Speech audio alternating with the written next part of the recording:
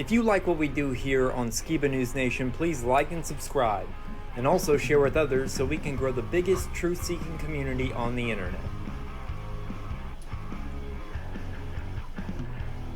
Huge shout out to all of our Patreons out there. If you like bonus content, you want some extra Skiba News Nation stuff, please go to patreon.com/Skiba News Nation.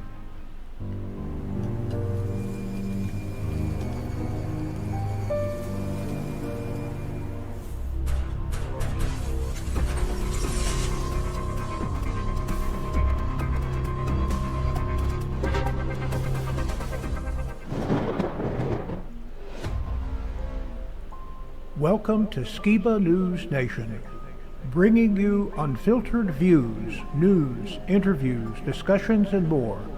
And now, here's your host, Jeremiah Skiba, award-winning musician and son of Rob Skiba. With the son of the legendary Rob Skiba, Jeremiah Skiba, what's up? With my great and insightful co-host, Mr. Jake Graham.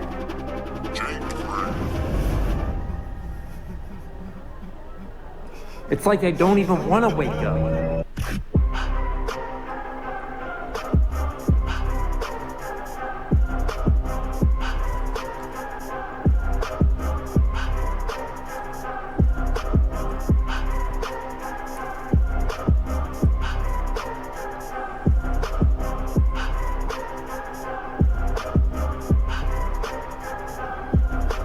Say it, Dad. He's on a quest for truth.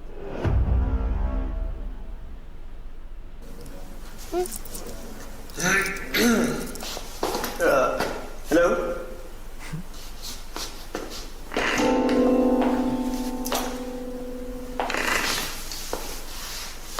Hello? Hey! Hello? 6, 7. Hello? Rush.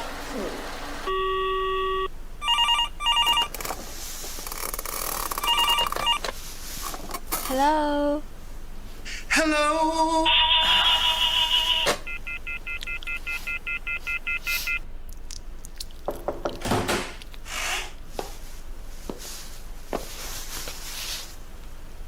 Hello?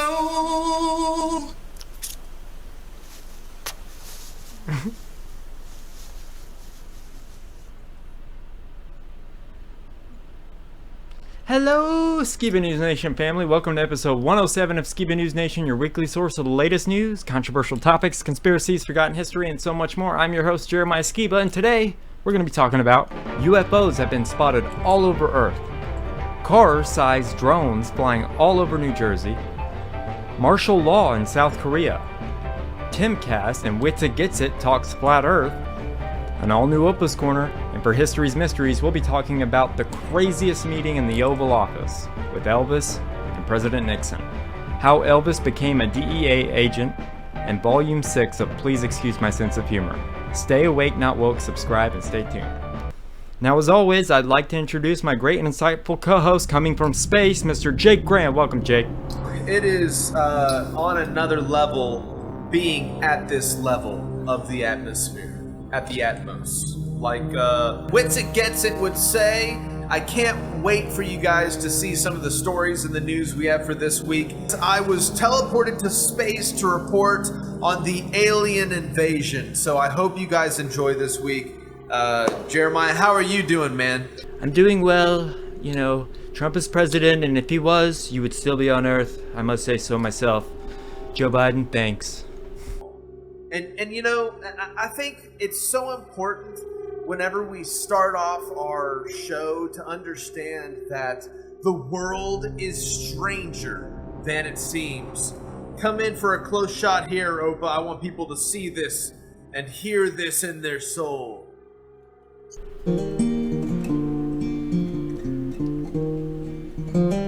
The earth spins at 1,000 miles per hour, they say. 67,000 miles per hour orbits the sun, and at 514,000 miles per hour the sun orbits the galaxy. That's a whole lot of moving for something that feels like it ain't moving at all. Those twinkling lights up above you, a light years away. And that's why there's no parallax to be seen. You live on a giant ball. Charlie Chaplin. It takes faith to believe that you are. And I guess I just don't have enough. 'Cause I swear it's as flat as it looks. I think it's bullshit. Yeah, I think it's a big fat lie. Amen, brother. I think the so-called geniuses were just fucking with us, or just way too high. I think it's bullshit. Yeah, I think we ain't moving at all. I think the sun, moon, and stars are just circling around the middle. The surface of water is flat, I think we all know. Well, I guess that's why they call it sea level. Yes, I believe in mathematical curves, but I trust my eyes over foolishness. And I tell you, this world is full of shit. Well, the earth is actually pear-shaped, O'Neil Tyson say. From all of those billions of years spinning through space. And somehow gravity's holding you on. Everything's random, there ain't no God. Just a black, infinite universe. I think it's bullshit. Yeah, I think it's a big fat lie. I think the so-called geniuses were just laying groundwork for Antichrist. I think that they're hiding God, spiritual wickedness. Repeat it until you believe it.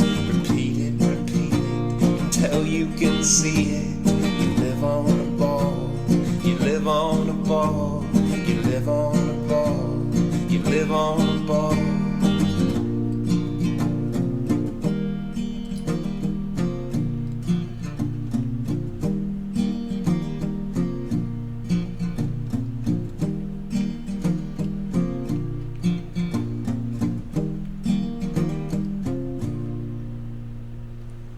Now, did this song come out after my dad was murdered? This is an older track, and man, how beautiful is that? And I'd just like to say it is absolutely one of my favorite songs.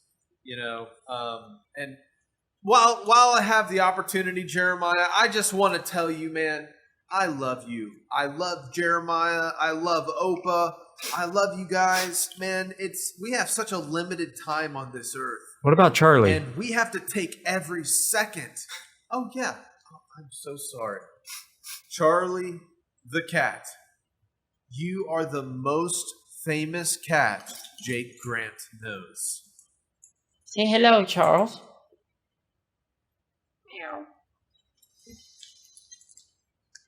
Awesome. All right, man. So we have an awesome show for you guys today. Like I was saying, there was some incredible things that happened as I was teleported to report this week's Skiba News Nation from space. I hope you guys enjoy. It's really going to blow your mind. All right, All well, right, back to you, Jeremiah. let's get this special report from Jake Grant from Live from Space.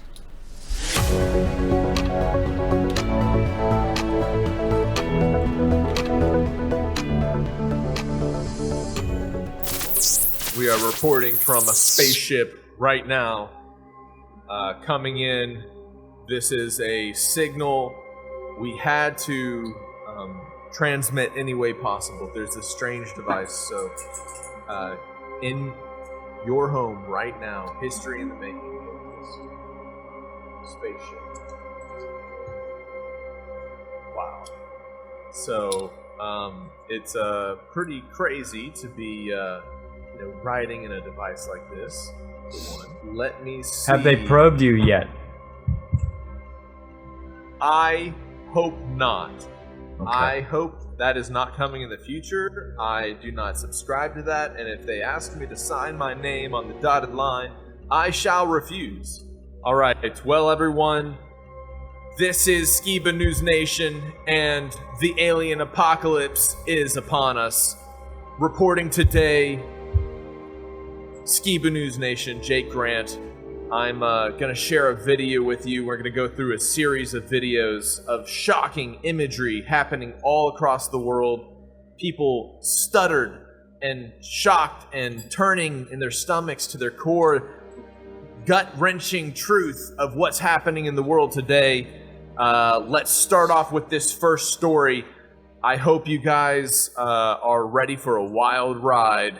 Well, the Federal Bureau of Investigation, the FBI, is focusing on something very, very important today. Hey, that's December okay. 3rd, it is Alien Invasion Day. Of course, now this comes from, it's very interesting that over the past 72 hours or so, we've seen so many different reports around the world, the UK and the United States specifically, of all of these UFO incursions. Massive. And remember, UFO just means unidentified flying object. Are they Chinese? Are they Russian? Are they aliens? We don't have a freaking clue. But here is New Jersey last night. People, they're terrified as they looked up in the sky and saw 10-foot sized drones like hovering all over areas across New Jersey. Watch. Involved in an investigation into these mysterious, apparently small car-sized drones that people are spotting flying over New Jersey in the middle of the night. Look at this. One woman there took the video you're seeing. So that's it. It looks like it's flying pretty low. And from that perspective, it looks very large, right? And all those lights in the sky that you see there, see those lights? Those are apparently drones as well, they say, seeming to fly in a V formation, with the whole saga stressing people out nearby.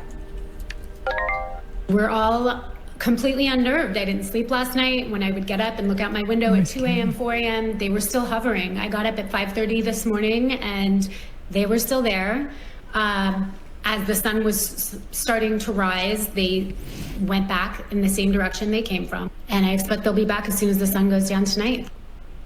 Yeah, and she's not alone. Isn't that crazy? That's not fair. We lived in Morris County, New Jersey, and we didn't see anything but a bear. I know. I wish I would have seen these things. But these things aren't just happening in New Jersey. I mean, they're in Phoenix once again. They're happening in North Carolina, in Texas, in other parts of Arizona, and across the UK. Reports over the past 72 hours of these massive, like 10-foot, 12-foot, 13-foot size drones. If they are drones, we don't know. In some sort of a formation that are hovering there for like not just 10 minutes at a time, like this is in the UK, hovering there for an hour or longer in different formations. And no one seems to be doing anything about it. The Pentagon is certainly not doing anything about it.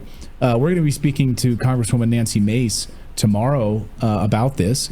Of course, she has been outspoken that Congress needs to move if this is a national security issue, and if they're hovering over nuclear bases, which they are, and military installations, which they are. So are they Chinese? Are they Russian? Sources are telling me they are leaning heavily towards that these are Chinese-related drones. Why now? Why December before President Trump takes office? Like, what are you trying to do here? What is actually happening? Go ahead, Philip. The problem I have with that, I mean, it very well may be that they're Chinese, but why are they being tolerated? Especially in the UK, where they're near a base where the U.S. is like, storing nuclear weapons. Yeah, and exactly. They're just being tolerated. Like, so we regardless have of where you technology. Right, why are we shooting them down? They're hovering over our military bases. Like, why are you just allowing this to happen? And no one's saying that they're aliens. Maybe they are. But why are they allowing this to happen? And here is, this has gone viral. Now, people who have posted this particular video over the UK have had their channels apparently across Reddit taken down. So this video shows what purports to be these very clear drones and a series of formations on this. Now, Philip, you're a big Redditor. Tell me exactly what we're seeing here. You've been following this story.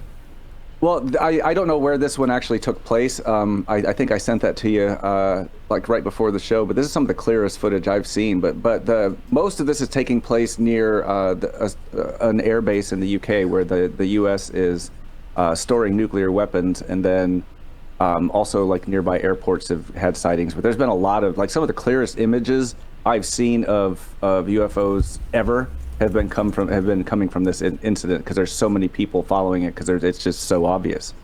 Yeah, and it's all been happening over the past week. So what the heck is going on here? Anyway, we're going to speak with Congressman Nancy Mace about this tomorrow, as well as Christopher Sharp, who's a great journalist on this topic as well. So we'll keep our eyes on it. I'm fascinated by it, and I hope that Congress gets answers on it. The Pentagon has been dragging its feet on this topic, so I wonder why they're dragging their feet on it. All right, check this out. Keeping on with the UFO theme of the day. Check it out, everyone. Car-sized drones that people are spotting flying over New Jersey in the middle of the night. Look at this. One woman there took the video you're seeing. So that's it. It looks like it's flying pretty low. And from that perspective, it looks very large, right? And all those lights in the sky that you see there, see those lights? Those are apparently drones as well, they say, seeming to fly in a V formation. With the whole saga stressing people out nearby. The FBI is investigating these mysterious drone sightings in Morris County. Residents say they've been appearing more frequently in recent weeks, and tonight many people want to know exactly where they're coming from. Now, we also reached out to Picatinny Arsenal because of reports that the drones were flying over the military base. So far, we have not heard back. Yeah, Gilma, this one's really a head scratcher for families who live nearby. They are especially concerned because there's a military base not far from here. There's also a number of residential neighborhoods that for weeks now have been seeing these drones almost every single night. And as police investigate, now we've learned the FBI has joined in as well. That's not a plane. The mysterious drones keep popping up in the late night hours over Morris County. Mike Walsh first spotted them in mid-November. Now he sees them all the time. We've been seeing them every night, except Thanksgiving they seem to take the night off. Pay close attention to the three-pronged lights. We're all completely unnerved. I didn't sleep last night. When I would get up and look out my window at 2 a.m., 4 a.m., they were still hovering. I got up at 5:30 this morning and they were still there. As the sun was starting to rise, they went back in the same direction they came from. But they'll be back as soon as the sun goes down tonight. But they're definitely keeping an eye on the situation. There have been a number of reports of these unidentified aerial phenomena, Hallie, across the country and on the West Coast. So that, the government is concerned about this. Tonight, we're looking into posts being spread on social media. They claim the James Webb Space Telescope spotted a large object about 10 light years away moving toward Earth. The posts claim that the telescope captured the object changing its trajectory in an unnatural manner, meaning it must be some sort of extraterrestrial life. But there is currently no evidence of this. The website Snopes did a major fact check, and the only sources of information on the object are UFO and alien content creators.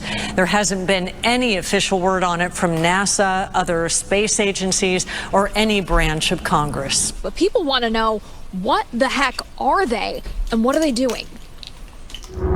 It's normal to see red and green lights in December, unless they're coming from mysterious drones in the night sky. It's kind of unsettling. They're not up for 15 minutes, they're up for hours. Some are very big, probably size of a car. Mike Walsh says he's seen hundreds of them over the past 2 weeks from his Randolph backyard and has the video to prove it. They kind of go slow, they come towards you, then they'll change direction a little. They're all going different ways. Today we learned the FBI is now investigating. It was going pretty slow. It had 3 blinking lights, red and green. Christian Velasquez says he saw it too after leaving work the other day. Like everyone else, he wants to know what's going on. I don't know. It's weird. It's concerning that there's multiple of these being spotted at the same time. It's not just one of these drones flying around. It's 5 at the same time, and they're all around Morris County, and it's definitely concerning. Mike says he first heard what sounded like a helicopter from inside his home. By the time he stepped outside, he knew it was something else. He contacted police, but so far he hasn't gotten many answers. I'd really like to see one land and be able to report it, but they're up for a long time. I don't know, where they're taking off from, where they're landing from. This is a video of the Morris County drones with characteristic triangle lights. The sightings have exploded on social media, some casting doubt, others concern. People were thinking like UFOs or people are being spied on. Do you have any concerns about these drones? No. And your reaction to it has been? That's crazy. I wonder what they're looking for. It's all over Facebook and all over our website page. What's your reaction to all of it? Well, it's a little scary. I'm like, what is it? New tonight, where did this drone come from? That's what police in New Jersey are trying to figure out. The CBS News Confirm team did verify the social media post, which was taken near Chatham around 8:15 last night. We need to get the panel's opinion here tonight. The Morris County Prosecutor's Office says the drone activity was also observed by law enforcement members on patrol, and they are monitoring and investigating the situation. Authorities say there's no known threat to public safety. They're urging anybody with information to contact the police. What do you guys think? Do you think it's some teenager? Real or imagined? Backyard? Yeah. That's a real deal. Yeah? Yeah. It's got lots of lights. I think it's some kids. With lots of lights. Yeah. That's my gut. Yeah, no doubt. To be continued. The FBI's Newark field office would only say it is working with other law enforcement agencies to figure out what's going on, but at the moment doesn't have enough information to share. A lot of people want to know what's going on. I think more people are coming around to that, this is going on and maybe it's not good. Nancy Reed didn't want to show her face on camera, but says she's seen the drones every night since November 18th. I can see them right out my bedroom window. I can watch them. Last night was about 5:30, so it was earlier. But it's normally anywhere between like 7:30 and 10:30, they're out here. Never during the day. Nobody ever sees them during the day. One thing she hasn't seen is the normal air traffic she's used to, and she doesn't understand why. We're in the fly pattern going to like Morristown Airport and Newark, and we used to see a lot of planes coming back and forth. You don't see them anymore. Look, there's no indication at this point that they're a threat to the public. We'd certainly like to know what's going on, and they are encouraging people to call these in. Why would the FBI be getting involved in this here? Air Force says unidentified drones have been spotted over 4 joint U.S. and U.K. military bases in England. The mysterious drones have repeatedly appeared for over a week now. We do know that the sightings started last week on November 20th, and they have really ranged in size, in style, and also the amount that we've been seeing over that last week or so. Now, a senior British official confirmed to Fox that the U.K. has deployed about 60 troops, including counter-drone specialists, to help determine who is behind this and to help defend the air bases amid fears it's a potential coordinated operation. They're describing the incidents as unusual and say this is a serious set of circumstances. But if we take a step back and look at where things have gone in the last couple of years, we had spy balloons flying over military bases in this country, and now we've got drones spying on military bases, U.S. bases in the U.K. I don't know if you know a lot about drones. Not really going to ask you about that. But when we look at these are strategic bases. One of them, I believe it's the Lakenheath, is considered the foundation of the U.S. Air Force's combat capability in Europe. What does that say about our posture if our enemies think they can spy on us this blatantly? Well, first of all, I love that the first thing the Pentagon did was rule out hobbyists. Right? I mean, swarms of drones happened the day after the Sparrow missiles, which are British, went into Russia, and then the ATACMS went into Russia from Ukraine. That's like the first thing we do. We rule out the spy balloon wasn't the Wizard of Oz that flew over the United States for 7 days from California. But new numbers this morning from May of 2023 to June of 2024 show 757 new sightings, with 21 of them that cannot be explained. And all 21 mysterious objects were seen near national security sites, witnessed by multiple people or captured on sensors or videos. While the Pentagon does not know what they were, they are quick to steer the public away from little green men.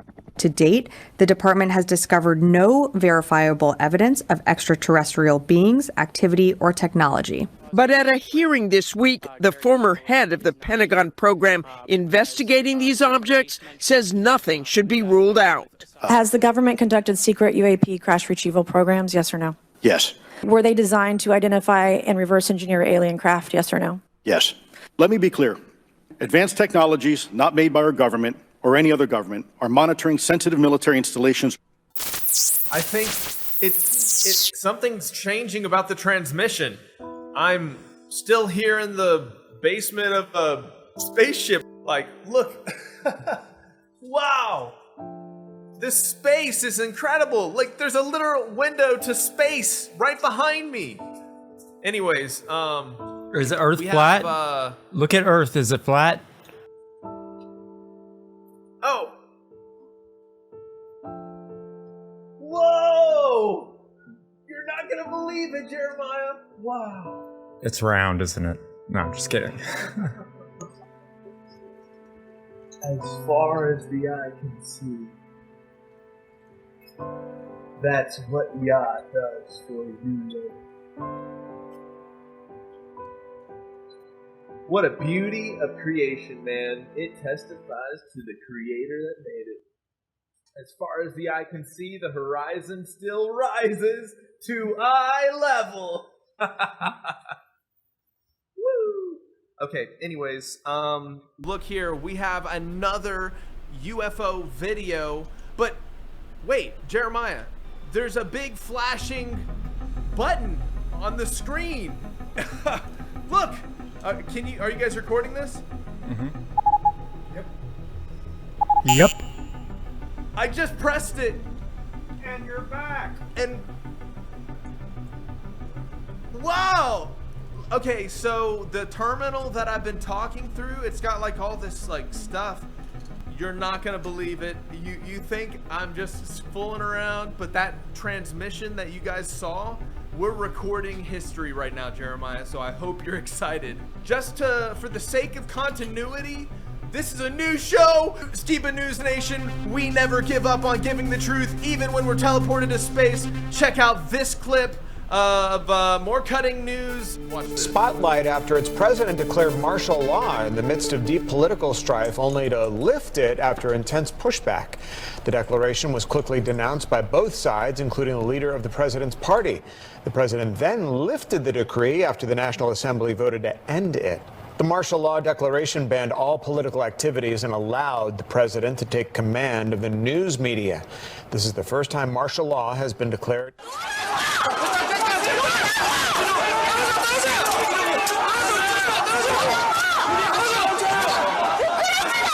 Ambassador Everard, without trying to draw too pronounced a line to sort of instability around the world, I mean, this is just the latest example, isn't it? You've got wars and conflict on many continents. We've got instability in South Korea, which I guess, as you described, as sort of seen as a bastion of liberal democracy. We've got a new government in Japan as well that's not quite bedded in yet. I mean, what's your sense of where we're finding ourselves at the moment? Like everybody else, shock and horror. This isn't some kind of unstable near dictatorship. This is South Korea, a stable, well-established democracy, and the idea that you could have martial law in South Korea declared on the flimsiest of grounds, I think has horrified everybody watching the Korean Peninsula. President Yoon first said the measure was necessary, accusing the liberal opposition of controlling parliament and sympathizing with North Korea. A White House national security spokesperson says the U.S. was not notified before the announcement was made. Hundreds of protesters descended on Parliament as police blockaded the entrance following that initial declaration. Inside, MPs appeared to clash with troops attempting to enter before the opposition called enough of them together to force the president to back down. It has been a very fast developing situation. As you can see behind me, the sun is now rising and it's 6 o'clock local time in South Korea. And it's amazing to think there's some people waking up now and reading the news and thinking, what on earth happened last night? Because it was only around 11 o'clock, just before midnight, that President Yoon Suk-yeol announced that he was going to impose martial law, which is essentially a form of military-style government used for extreme circumstances when the civilian government cannot function. It means there's a lot of sweeping restrictions put on people, their right to gather, sweeping restrictions on politicians and the media. But What was the reason? Well, he cited it was regarding threats from North Korea. Now, relations between North and South Korea are pretty hostile, but there's been nothing in the past few days that would seem as an obvious justification for this decision. Yoon Suk-yeol declared martial law in an unannounced late-night address to the country. But clearly, a stable democracy declaring martial law like this, on top of everything else that's going on in the world, on top of all the other threats to democracy, is really bad news, as one of your earlier contributors was saying. Yoon is accusing his political opponents of sympathizing with North Korea, saying they've paralyzed the government with anti-state activities. But the National Assembly firing back, voting to demand the president lift the martial law declaration. First of all, your initial reaction to this, because it seems to have taken almost everyone by surprise. I think that's an understatement. I am genuinely surprised. I am extremely shocked. But at the same time, I'm just asking myself, are we really in the 21st century? Dramatic scenes in Seoul after South Korea's president abruptly declared martial law.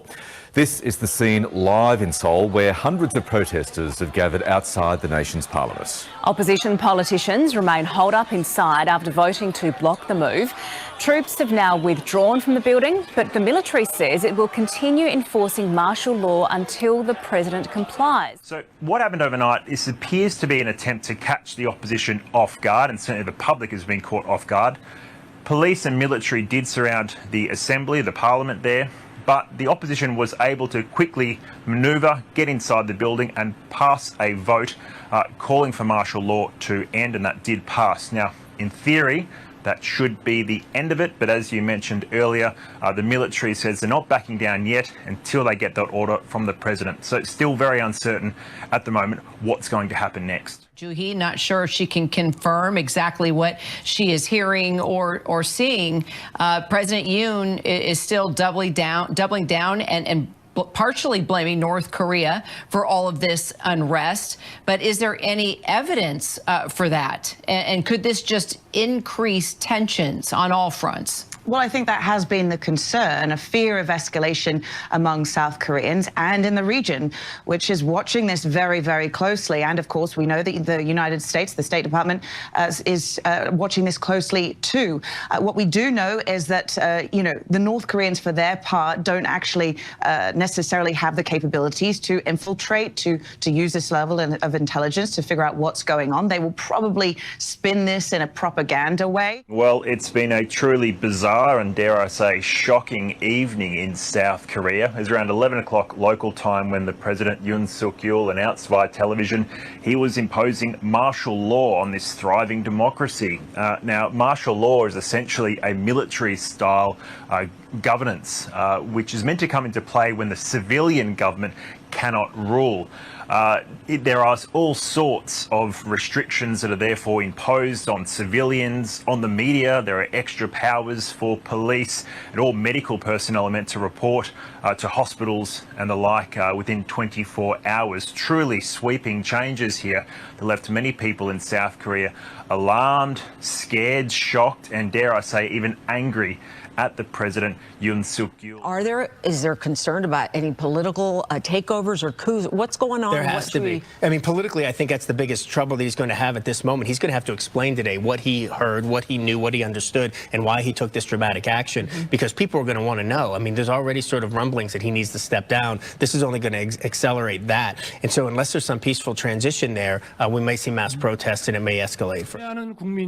Yoon took this action, he says, to protect South Korea from anti-state forces, accusing the main opposition party of sympathizing with North Korea. We are watching the recent developments in the ROK with grave concern. The opposing party in South Korea has a majority in parliament, with Yoon signing a motion by that party to impeach top prosecutors and reject a government budget proposal, calling the move a clear anti-state behavior aimed at inciting a rebellion. How we invest in Africa. President Joe Biden is abroad in Africa Tuesday. A White House spokesperson shared that he has been briefed on this situation. Okay, so why would the president do something like this? So officially in his statement, he says there has been unreasonable obstruction to his policies from the opposition, which currently controls the National Assembly. And he says that the country is currently under great threat from communist forces and that he needs to restore order. And that requires extreme measures like this one. In reality, the president, Yoon Suk-yeol, has seen his approval rating plummeting in the last several weeks and months. And yes, the public knows that he has a background as a prosecutor, and he's always used a very strong anti-communist rhetoric. But for him to go this far is just simply astounding. Yeah, it seems to have taken almost everyone by complete surprise. Hey guys, I'm back. How's my camera? Green. Oh no! What? This is currently happening in the world now. Skiba News Nation. And guys, we now have a series of events that are showing that something's going on here on the East Coast of the United States, and that it's just not right. If these things are drones, it's still not right. The fact that the U.S. military and the FBI and nobody can say what's going on, they don't know what these drones are doing in the area. They don't know where they're coming from or where they're going when they leave. Now in New Jersey, they're saying nightly, hundreds of car-sized drones. And car size is usually the military, but they're not saying anything about this. They're showing up. People have got footage of it. I'm going to share some footage with you guys so you can see what's going on. But this is not right. You do not have drones of this size showing up nightly, flying all around, and no one able to answer what's going on. So it's very suspicious if you ask me. Usually when they're this size, predator drone size, they are military in nature. They're around for hours. One lady describes how she was there at like 2:30 and they got back up at 4 or 5 and they were still there. They're not there during the day. Something huge is going on. They're also around this facility, this military type facility that raises some concern as well. What are they? Who's controlling them? How do they not know where they're coming from? I'm a drone pilot. I know that this government has taken my drone down out of the sky and at times not even let me take off when I'm in restricted airspace.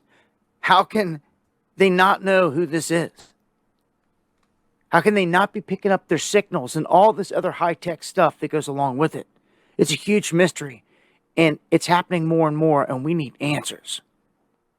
Looks like it's flying pretty low, and from that perspective,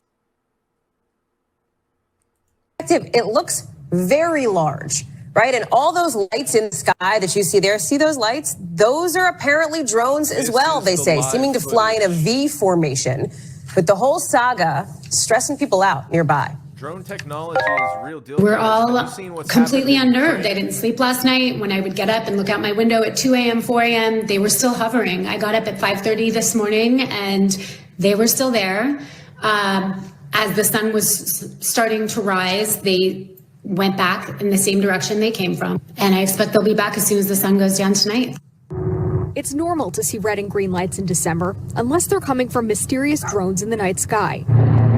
It's kind of unsettling. They're not up for minutes, they're up for hours. Some are very big, probably the size of a car. Mike Walsh says he's seen hundreds of them over the past 2 weeks from his Randolph backyard and has the video to prove it. They kind of go slow, they come towards you, then they'll change direction a little.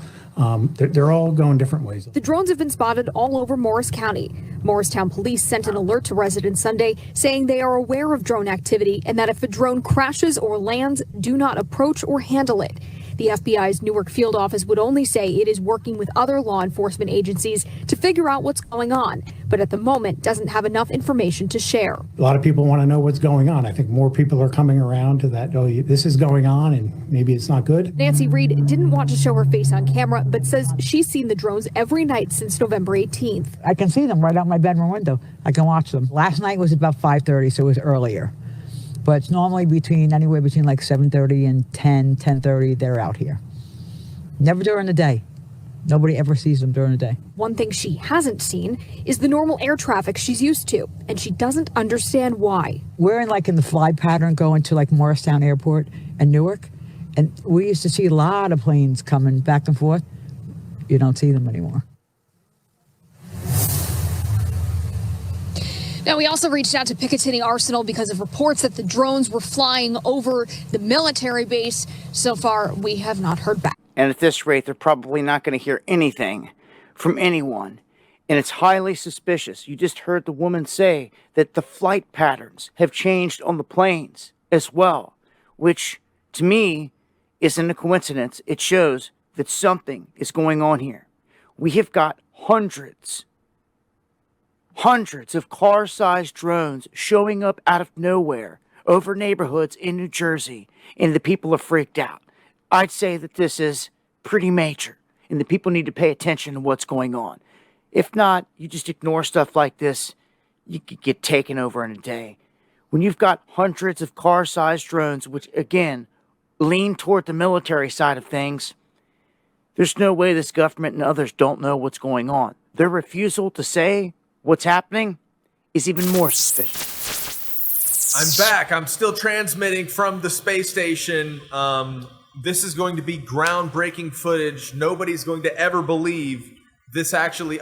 Hey, I must be green again because the red button's blinking. Let me just press it real quick. What a coincidence.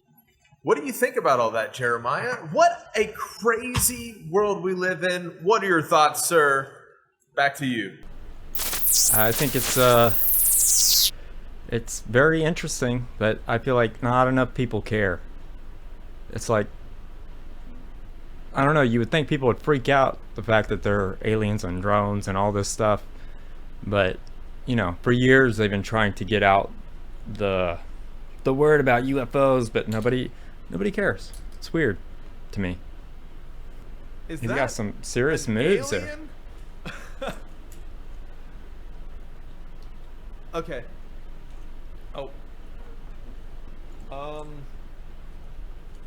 Jeremiah, there's literally an alien over my shoulder. Shoot him. What do I do? You shoot him. Look at that thing go.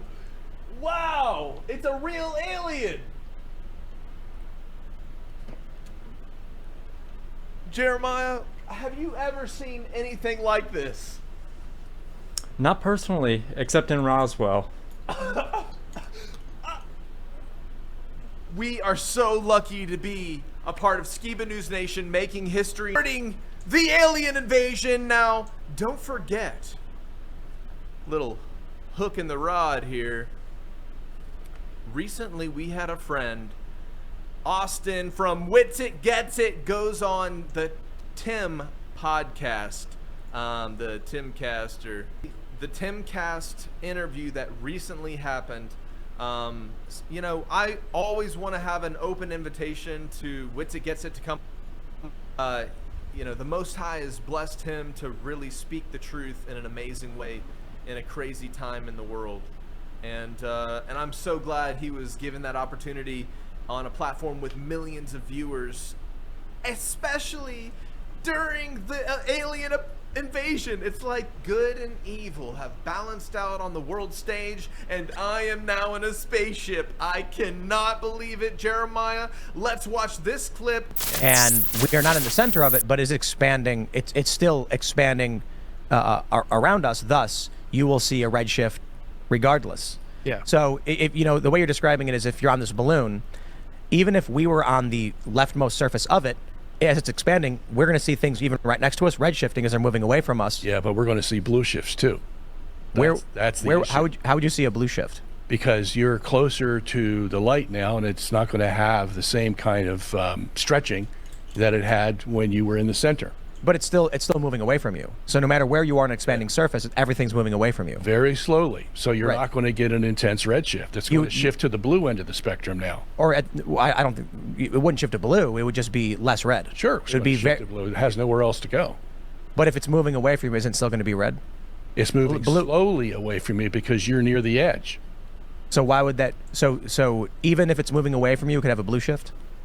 No, it'll shift more to the blue end of the spectrum. It's not going to have the same amount of redshift. You I see what we're you're talking saying. about degrees here. Yes, this has actually all been disproven too. You can look up like all the redshift anomalies. There are things that are way closer to things that are super far away. They have way more redshift though. Right. But so the universe is expanding. No. That's the philosophical assumption required to get rid of the idea the Earth could be in the center. Hubble actually said it was intolerable and horrific. It implies the Earth's center can't throughout mankind, but we're going to avoid that at all costs. Well, so versus in expanding, what explains the redshift? There are many theories actually. It's a very simple one. And you have a galaxy out there, and the light beam leaves the galaxy. The gravity of the galaxy is going to pull on that light beam, and it's going to turn it into a redshift. It's going to slow it down. Yeah, effectively. Yeah. And there's something called the tired light theory, which is the idea that it attenuates proportionate to distance. So similar to how like a laser can't go as far through water as air, it attenuates, it gets absorbed into the medium. So that would do it. There's also like light is passing through things that interfere. Yeah, it could be it. That was the first theory. Yeah, and I actually think that it's electromagnetic retardation. It's actually been shown that. But you can't say that you don't believe that galaxies are millions of light years away to begin with. That doesn't matter at all. It does. No, it literally doesn't matter at all. It does. But why? Because you're talking about a light attenuating over great distance. Like, you don't even believe in those distances. Like, how do you even I don't know? believe in the medium either. You don't believe in ether? No. Well, okay. So now we're introducing a medium and maybe even another medium. And let's also introduce some plasma, because it's been proven in a lab, unlike your belief of redshift, that photons, quote unquote, which I won't get into that.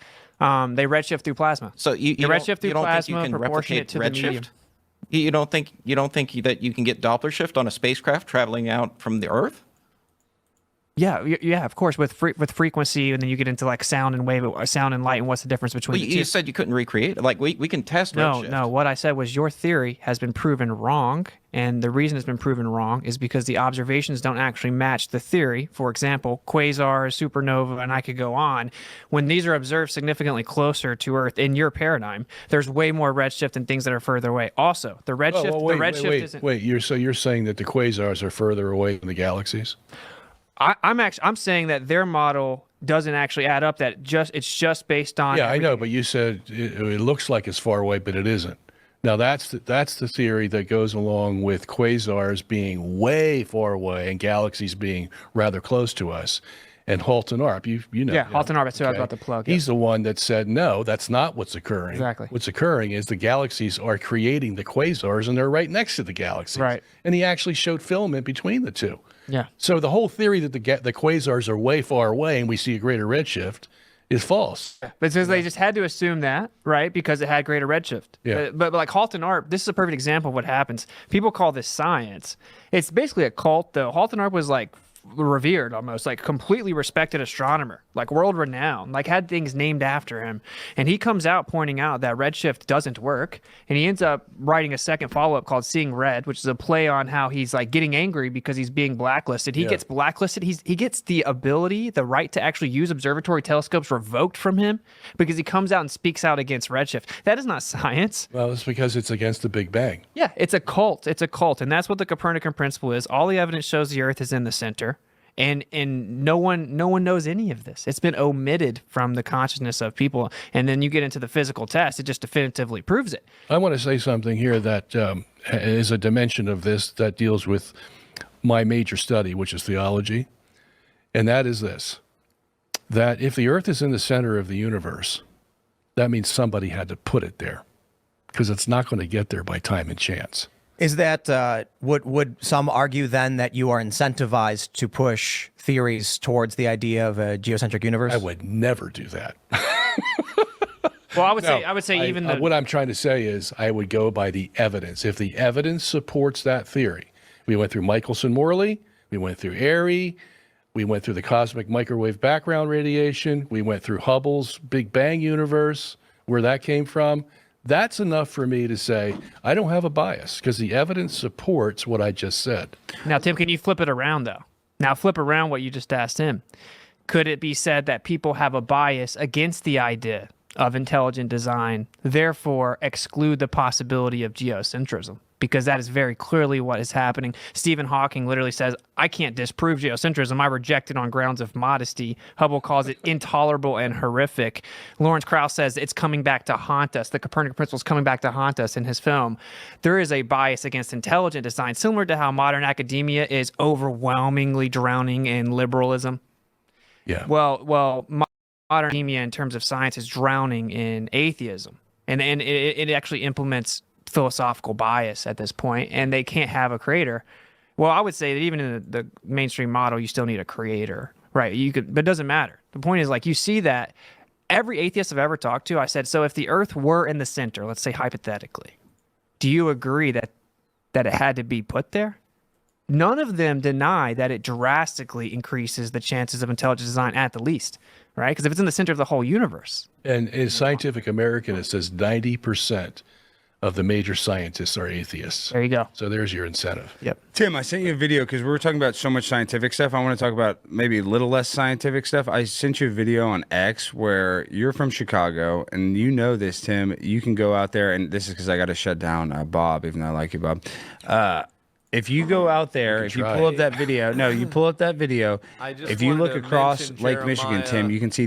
Listen, it's so cool that they're all sitting at the table, and we literally saw Alex at that event with Eddie Bravo. Yeah, I text him all the time. And when it's amazing how small the world is when you really think about it. They're all sitting at a table. We're connected with Austin just through Effie and Rob and all the people who've been doing so much research to show that reality is not all as it seems. So anyways, I just wanted to make a pause to comment there. Jeremiah, did you have any thoughts before we continue? No, it's just crazy that I text Alex Stein. He's a cool dude.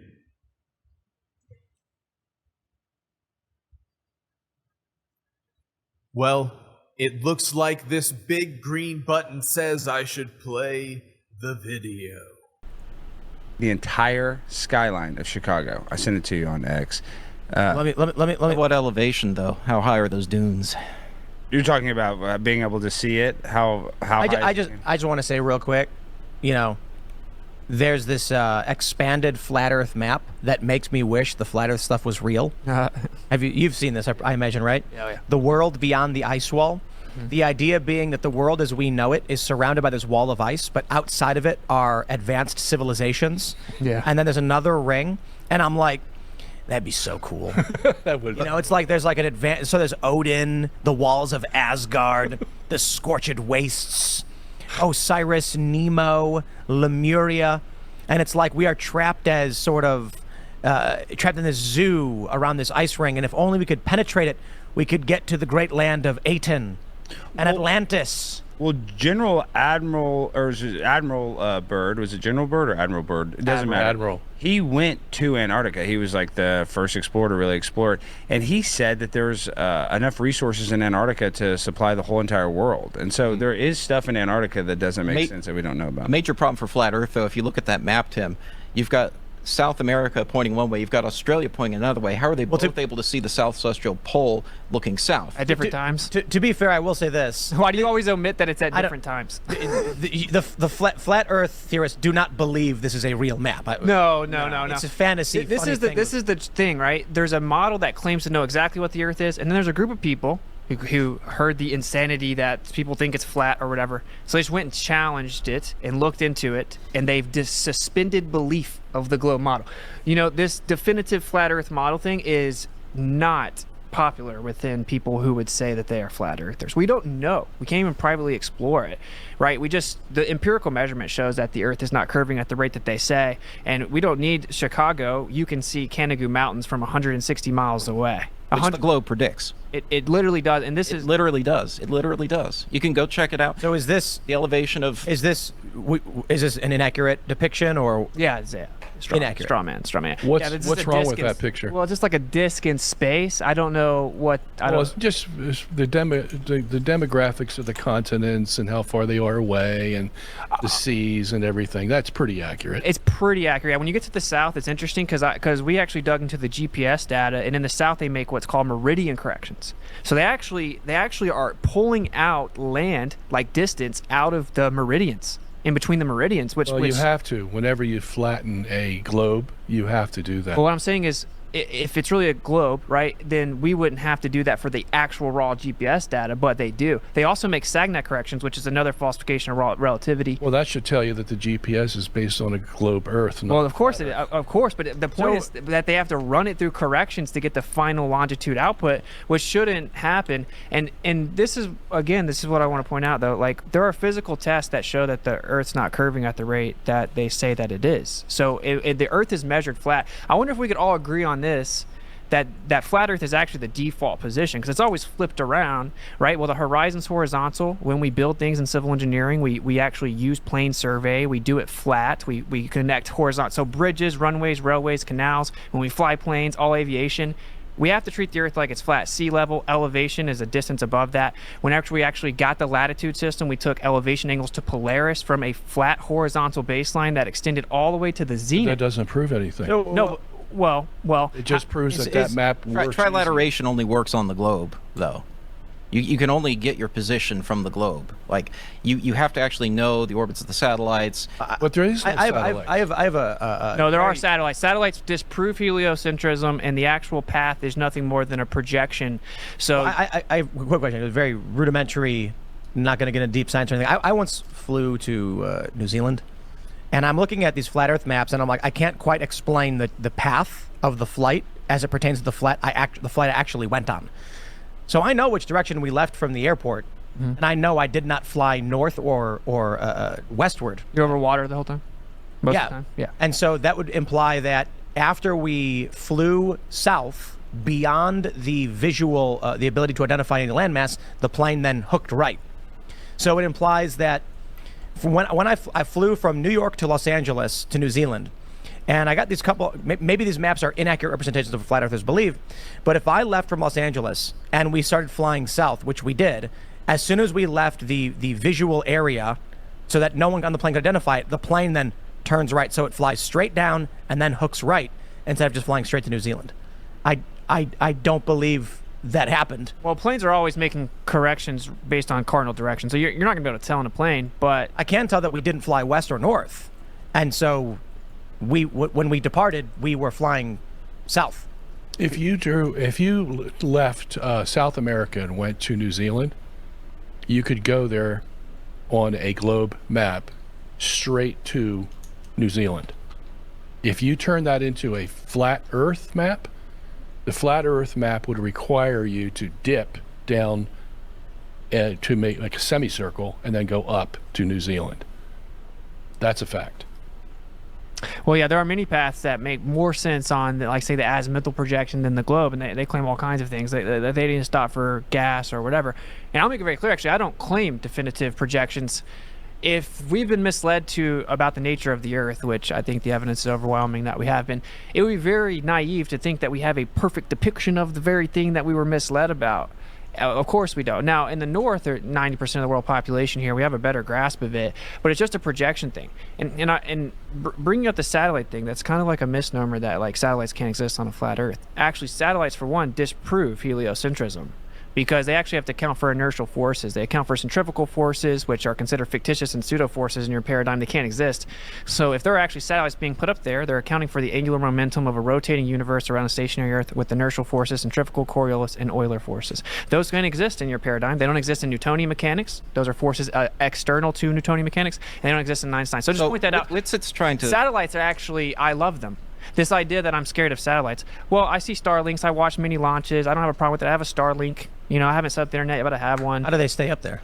Well, that's the equations. The physics and equations say they're using the spinning universe. That's what is factually in the equations. It says that it uses centrifugal force. So, like, if you had a ball tied to a rope and you spin it, right, it's going to keep going in a circle because you're pulling it, but the ball has a tendency to move out away from you. It's going to keep going around because you're pulling it. That's called centrifugal force. They have to account for this and the real Coriolis force, which is like an inward centripetal force, so a radially inward force, for the satellite equations. According to the heliocentric model, there is no such thing. That shouldn't. How would they stay above a flare. They're on balloons. Type in satellites on balloons. I'm telling you, there's They're not all on balloons. They're not all on balloons, but there's satellites that were on balloons. Yeah, from it was called Samsung. Project Loon. I'm just saying. So Google they say Google there's launched a satellites. bunch of balloons carrying internet nodes. Exactly. So they could float over I'm the saying. earth. So that's not a the conspiracy. military I'm just also saying, they has use them. balloons, and NASA is the use So more Elon's helium actually just launching balloons, but putting on You a can show. type in. No, you no, can I type in don't NASA. They do balloon launches. Literally, I know. type in, Yeah, they right. can do that if it's low Earth orbit. But if you have a weather satellite that's out there at 22,200 miles, you're not going to get a balloon out there. See, I totally disavow those distance claims, and because the way that they do it, they take the signal and that's cool. So what equation do you use to determine distance? Parallax. You just use simple trigonometry. It's basic trigonometry. Really? So what's the length of your baseline? Well, let's see. For space station, it was 760 meters. 760 meter baseline to determine the distance to the space station. Yep. Okay. And so you're saying it's impossible for the ISS to move over a plane? What does that have to do with me measuring the distance? You can assume it's a plane. You can assume it's a globe. Well, earlier you said trilateration was impossible. Trilateration is about you finding your location. I'm talking about measuring the altitude of the Which space you station. need your location. So that you need your location. I just know the baseline. Right. Yeah. Okay. So you need your location. That's the prerequisite. So the point I was making is I don't believe when he claims something's 22,000 miles away. I don't believe that. But he can. I don't. The moon is to 240,000 miles away. Yeah. See, I definitely don't believe that. And but this is the thing. The way that they get the distances, they actually use, of course, the equation for speed, and they assume the medium, the propagation rate of light, and they get how long it takes the duration of signal to get there, right? And then they plug it into the assumption of the speed of light relative to the vacuum, and then they're going to supposedly get their distance. I disavow those assumptions. I don't think that's true. Well, you guys are all wrong. The Earth is clearly hollow and flat. It's a donut. Vice is stupid. You know that. We're in a donut magnetic field. I want to answer the firmament thing, though, the idea of putting them inside the firmament. All the early church fathers even, but like many people throughout all of like biblical history, they said that there were layers to a container. A physical container had layers, and the sun, moon, and stars are inside those layers of the firmament. And in fact, that they're specific to layers, meaning like the sun and moon and the stars are in a separate layer. So that would be how that's explained. It's not explaining it. Why not? Because the Hebrew word is beirakia, which does not mean in or inside, like you're trying to say. You're trying to say that somehow you have the dome, and then there's the inside underneath the dome. They're inside of it. Yeah. Okay, that's Multiple what you're domes. trying to say. But that's not what the Hebrew says. The Hebrew says it's in the firmament. Yeah. Okay? So if the definition of firmament is solid, how are the celestial bodies going to be in the firmament? Not underneath, because there's a lot of ways in Hebrew to say underneath the firmament. Well, they're within the solid firmament. And wait a second, and there's a lot of ways to say that the celestial bodies are over the firmament. Well, they're not above or in below Hebrew. because there's layered. They're within it. The easiest way to understand. Yeah, but you can't have that if the firmament's solid. That's what I'm trying to say. But ice and water can go from solid, so maybe it could change. No, well, solid it's layers. solid. It's not water. I think the easiest way to understand the firmament is for anybody who's ever played World of Warcraft, and you try and go too far south, and your character just keeps walking into what's in the wall. The best argument is that the physical antecedent for gas pressure is a container, right? Because the gas pressure would fill the available space. Second law of thermodynamics, entropy increases. So if we actually had an atmosphere next to vacuum, it would fill the available space. So where people just blindly throw out the word gravity, even though they don't even have a theory that works, and it wouldn't explain it anyway. But if gravity worked, you would have to admit that an atmosphere would be possible, right? No, not next to a vacuum. It violates the second law of thermodynamics. No, it doesn't. It doesn't. Because how do we have a pressurized system? You're right. Because they don't the Torr measurement of vacuum in space, they don't know whether it's 10 to the minus 6 or 10 to the minus 17. They have no way to measure it. So if it's 10 to the minus 6, we're safe. The atmosphere is not going to be sucked out. If it was 10 to the minus 17th, yeah, the atmosphere would be sucked out, but that means both your theory and my theory would be wrong. Well, I think there's something contained. Why can't they measure it? Couldn't you? They can't get an exact figure. They know it's between. If we had consistent access to Mars, could you? If we what? Had consistent access to Mars. Mars, I don't think would have anything to do with it. Well, in my you're opinion. two different gravitational bodies giving Yeah, us but a you're reference. talking about outer space. Right, and What's so the vacuum in outer space? So if Mars can't maintain an atmosphere the size of Earth, due to, what? Yes, he's saying if you were able to like kind of sit on Mars and make more like calibrated measurements. What's the rate at which the atmosphere dissipates for Mars if it can't maintain, or the Moon or something? Well, it's a lot more because it has less gravity. Right. So then you could measure the baseline by which what is the amount of mass required to sustain an atmosphere. You could then determine if it's not going to hold it because the vacuum is pulling on it. You could maybe, but I'm just telling you what the books say. And the gas pressure the way that we actually even do the equation for gas pressure is a physical barrier, because pressure is the energy or force exerted on the walls of a container. So you need to even have pressure, to even invoke pressure, it presses on the walls of a container. So real quick, sorry, the presumption of why the Earth has an atmosphere is because the gravity is holding this matter to the Earth. Yes. And for Mars, there is not enough. The gravity is weaker, so the atmosphere is much thinner because it can't hold as much. And that's why Saturn and Jupiter have a much thicker atmosphere because more gravity. But gas disperses in all directions on the surface where gravity would be the strongest, right? Like gas goes in all directions. You can't just have a vacuum next to a gas pressure on the surface. Gravity's the strongest here. So that's the modern model just isn't true. It defies physics. And I'm waiting for an answer to that. If gravity is the strongest at the surface... The atmosphere is a gradient, and I've got a simulation that I programmed myself that's on my channel that shows a simulated planet with gravity holding onto an atmosphere. And yeah, it's a gradient. As you go further out, it goes closer. Yeah, air gets thinner. Simulation. Air gets thinner the higher you go. That's why people die on Mount Everest. Yeah, there's definitely a gradient. Hydrogen that escapes out into outer space because it's just too light for the gravity to hold on. So gravity picks and chooses between some of the gas. It's because the hydrogen is lighter than helium. Why does all the hydrogen not leave? Because we have enough gravity that it has to seep out slowly. That's the pick and choose, No, it's not picking and choosing. That's the physics of it. My question really is: we all agree gas disperses in all directions, right? So like what? Okay, so gravity's not actually pulling the air down as you're claiming to where it keeps it next to a vacuum. It disperses in all directions where gravity is. Well, I mean, I would say that everything for density and buoyancy is a major part of it, because it's all just pressure mediating relative to its medium, right? So ping pong, golf ball, but I would say that electric, and so everything that exists is electrostatic. Literally everything that exists. There's not one exception. Everything's electric, and that's 10 to the 36 power stronger than gravity's even claimed to be. Playing a balloon helium riding in the air. Well, that's probably more merely buoyancy. But buoyancy, like for instance, when you look at these videos of outer space, balloon in the cover, there's no movement in either direction. Well, buoyancy requires gravity.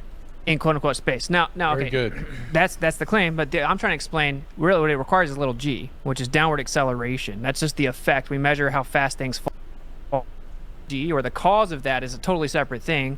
I don't deny little g, and I would actually say I know a better cause for it. There's a downward electric current on the Earth. It's based on the electric field has equipotential increase. So every meter you go up, volts in potential, and that creates a downward electric current. You can actually read Feynman lectures. I think it's 9.1. He explains this. There's horizontal equipotential lines, and it creates a downward current. It's very weak, but it's very. Does that imply that gravity gets weak? Well, that's what your model would claim as well. Now, I would actually have to get. Yeah, of course. The further away you get from the center of mass, but it would be negligible, and I would actually have to know what the electric field is doing over 50 miles. Like the most 30 miles. The mainstream model claims that around 50, 60 kilometers the electric field changes. Well, that's convenient, right? Because that's where we can no longer. Yeah, but your electric field is starting out there in space and it's coming down, correct? Well, I do believe that's a major variable, is that there's tons of electromagnetic radiation coming from the sky, basically coming down to the Earth. Even Tesla said this. That implies to me that it's stronger up there than it is down here. Well, everything goes to seek equilibrium, right? And that's why there's a downward current. You can actually run a generator. Help me. That gravity gets weaker the higher you go. Well, and if it's just electrics, then why do neutrons not float? Okay, you're saying neutrons don't have any electric properties? Correct. They're neutral. They have a net neutral charge. So they're actually, in your paradigm, I don't even believe in this, but they're comprised of quarks, Well, I don't believe in subatomic pseudoscientific particles. It doesn't matter. You're laughing to show you that you don't understand it. That obviously it's made of quarks, and they're made of elementary charges or fractional elementary charges, so they are fundamentally electric. Neutrons are electrically neutral, though. So why do they not float? Are they inherently electric? They are electrically neutral. See, I just now directly rebutted this. That's the net charge, but they are inherently electric. If they're net charge neutral, then why would they not float in your model? If electrostatics is just, if that's the explanation for gravity, why are neutrons affected by gravity? Okay, because this is your model of neutrons and that they're material. All material is electrostatic, and you tried to bring up neutrons, and that's what anyone can ever bring up because they think it has no charge. You're wrong. It actually does have charge. Everything does. Everything's electric. That's the true unified theory. They can't invoke this though because it's going to start to have ether and geocentrism pop back in. But the point is, all molecular and intermolecular attractive forces are electrostatic in nature. What that means is all molecules in the world that are held together in any piece of matter, you name it, rubber, sand, glass, wood, name anything in the world, it's held together by electrostatics. Yeah, but how does that prove gravity, though? Well, see, I don't have to prove a replacement for gravity. I'm stating a fact, which is... Yeah, well, we agree with that. It's all electrostatic. And think about this. I have no problem with it. Well, what is weight? It's weight equals mg. Because you're actually asking me to explain what causes weight. When you ask me about gravity, you have a different idea that everyone's antipodal and omnidirectional, and there needs to be a force pulling me on a sphere that's flying around the sun. I don't believe in that. I'm just going to state the facts that there's weight, and what is it? It's mass times quote unquote gravity, right? Little g. That's how fast things fall. So what is mass? It's volume times density. That's what it is. So then what is density? Density is the compactness of matter. Right? So what's the cause of density? Whatever's holding the matter together with a certain compactness, we know that is electrostatics. The actual primary cause of density... How does that prove gravity, though? No, it's explaining what weight is. That's all you're asking when you ask, what is gravity? We were talking about weight. Because now I would actually say... Yeah, you got two balls, A and B. Okay? Mm-hmm. Both are held together electrostatically. We agree with that. Yeah. But why is A attracting B, and why is B attracting A? Oh, well, that's a claim, and you would maybe have to invoke Cavendish. Cavendish is the only thing even claimed to supposedly show that. Well, it hasn't been disproven. Well, so that's why we do it. So, Cavendish is...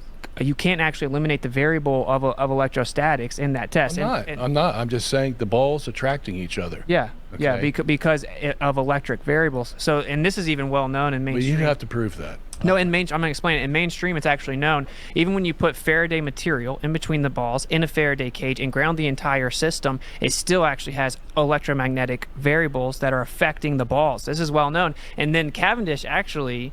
right, didn't even account for electrostatics at all, supposedly ran across his yard with a telescope and saw it kind of jiggle a little bit, and then knew the density and weight of Earth by assuming and reifying the sphere.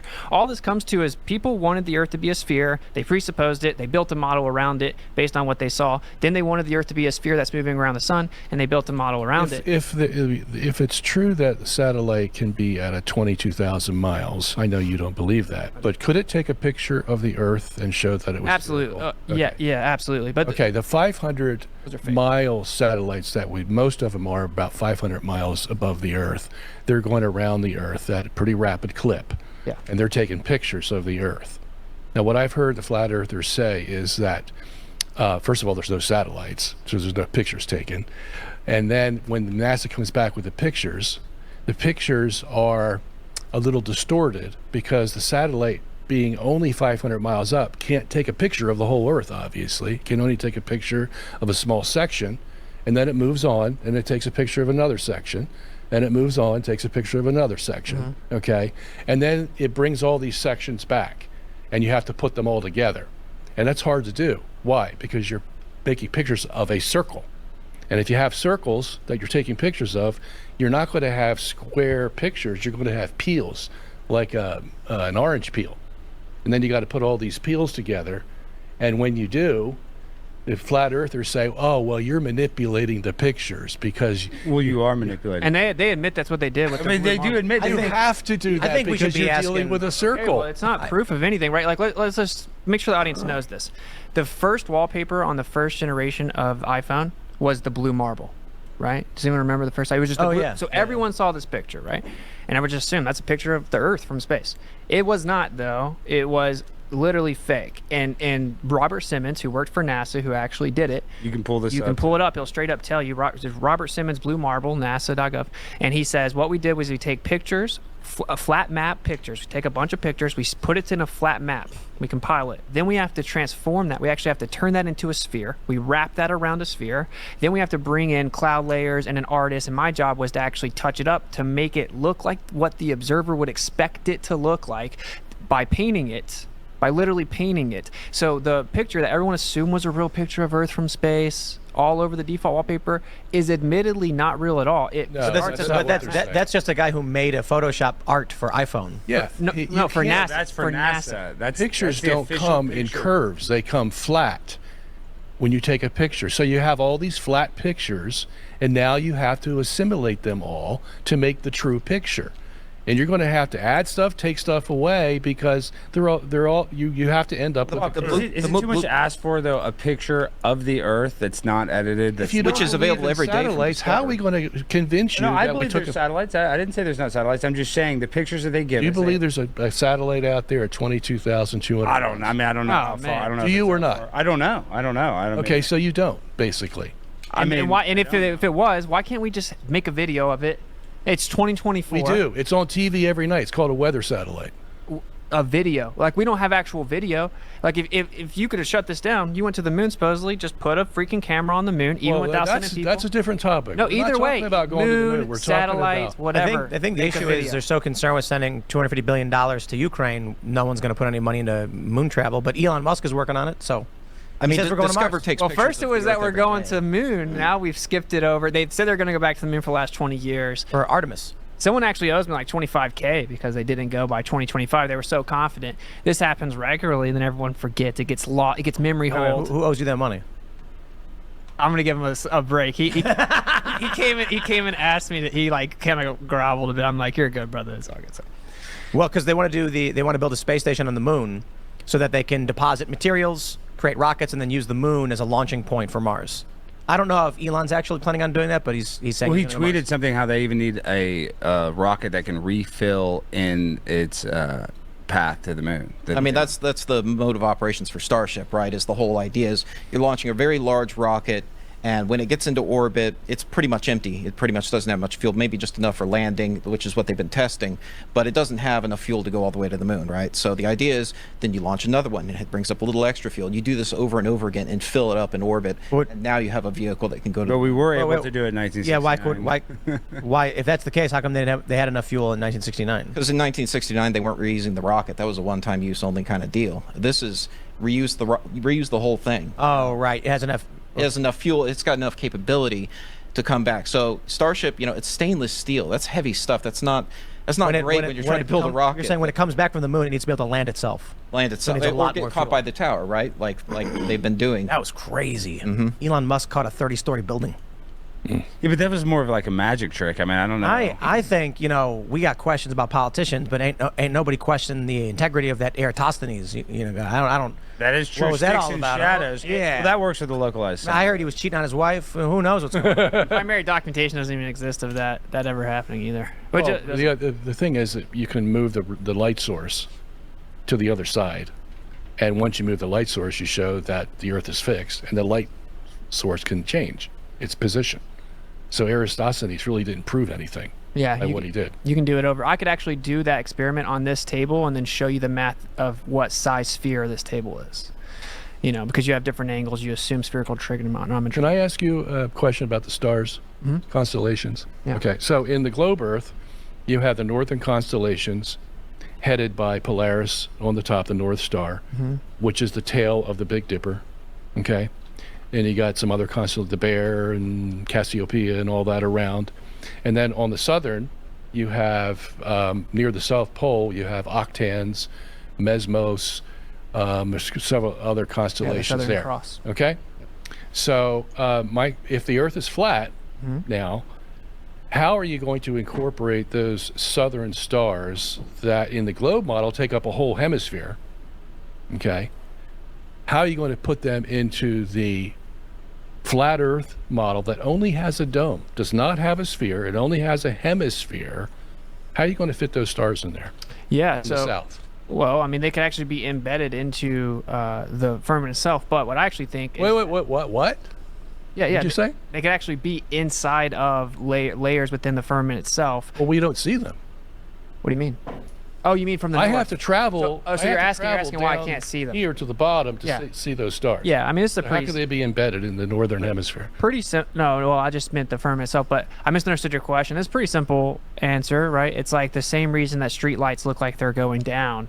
So in the globe paradigm. What do you mean? So if I look at a long street, the street lights are all 10 feet tall, but they're going to look like they're going down. So you're going to give me the perspective argument. Well, that's what it is.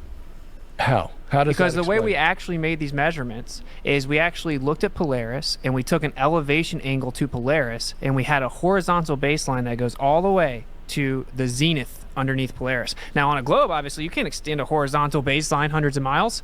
And then what we did was went back a little further, the angle changes. Again, flat Earth measurement. The Earth measures flat. To even make the globe model, you had to make flat Earth measurements to get the latitude system. So basically, the perspective causes the star to drop down, just like the street lights.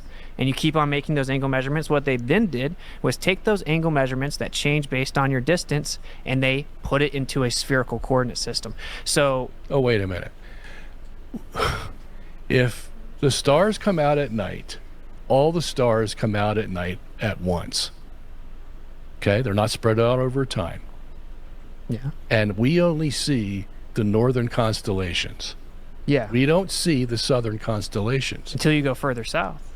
Right? I mean, you don't even have to go all the way to the No, if I went on a flat Earth to the edge, I still wouldn't see them. What? You can go to any point on the Earth in that circular disk, and you still won't see the southern celestial stars. Well, the stars are spinning.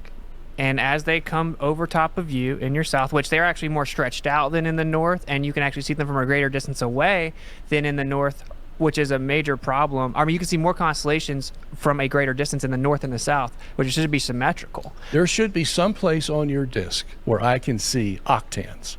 Yeah, it's just the stars are above us. Where am I going to see it? Out south is just the way. South. It's away from north. Okay, well. What's the difference? Tim, because we're running out of time, I want to get your guys' perspective or your reasoning. June 8th, the day that the Earth is 99% lit by the sun. How is that possible? Because you are interpreting that wrong. We went over this. No, I'm not interpreting it wrong. Austin, please tell Tim. Well, that's population. He's talking. Yeah, see? Yeah. But it is roughly 65% of the physical sphere in actual light. You can only light, if it's a ball, you can only light 50%. That's because they're counting astronomical twilight. No, sunlight. It's they not. are. That's not the only thing, though. That's not the only thing that makes it go over 50%. So what's your argument for why it goes over 50%? It's not only astronomical twilight. Well, astronomical twilight is the first Basically twilight dark. that happens. Yeah. It's basically dark. You need a telescope just to see it. And so that it's is the same reason the you see furthest the moon extent. with a glow on it. Yeah. Okay, it's filled the whole moon, and then you see a glow around the moon. Yeah, that sounds like a local light source. But what I want to know is, like, you're going to claim the lights. You have to claim that the light's bending around. Partially bending around. So the first issue is you making the presumption that the claim at first is correct and absolute. Yeah. And so that's why I said Alex isn't immediately wrong. Yeah, he said that the globe is. Oh, no, hold on. 50% of the ball is lit. And then he had to correct you. So the 90% number population, because the issue is you're making an argument against someone's argument instead of an argument for what is. Well, yeah, what is known is that something like 90% of the world's population is in dilate, and they kind of stretch it based on astronomical twilight. But if you actually look at the projection of the Earth, if we look at the globe model, right, for those people at where they're located to also be in light and not just astronomical twilight, then the light has to actually cover more than half the ball. So you're going to have to claim the light bends around it, which, don't worry, people have no problem claiming it. They claim whatever they need to. They'll claim that the light will bend all the way around the ball if they need to.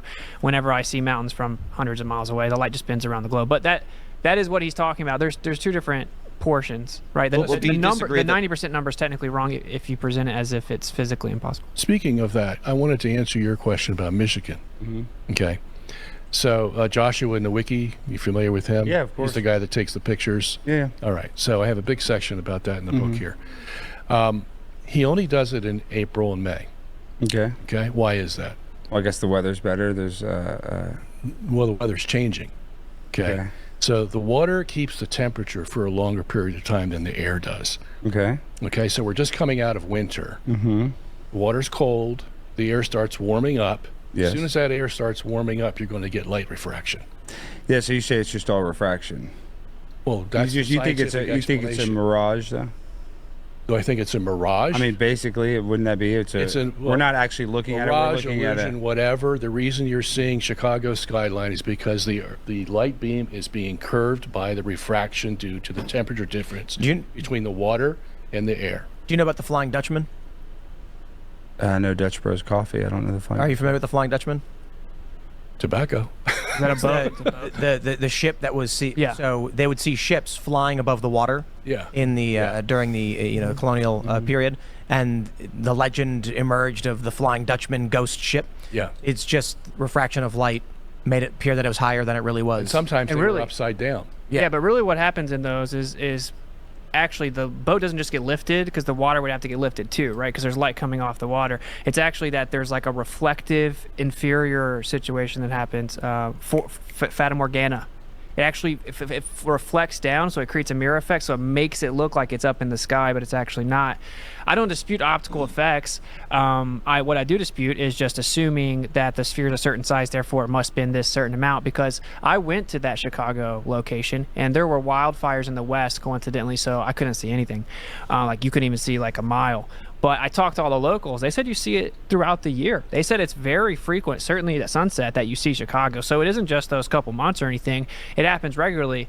And then there is an observation that you can predict years in advance, every year, 2 days a year. I think it's in September and February. In Canigou, right, in France, you can see the Canigou Mountains from a distance that should be impossible just using geometry on a globe.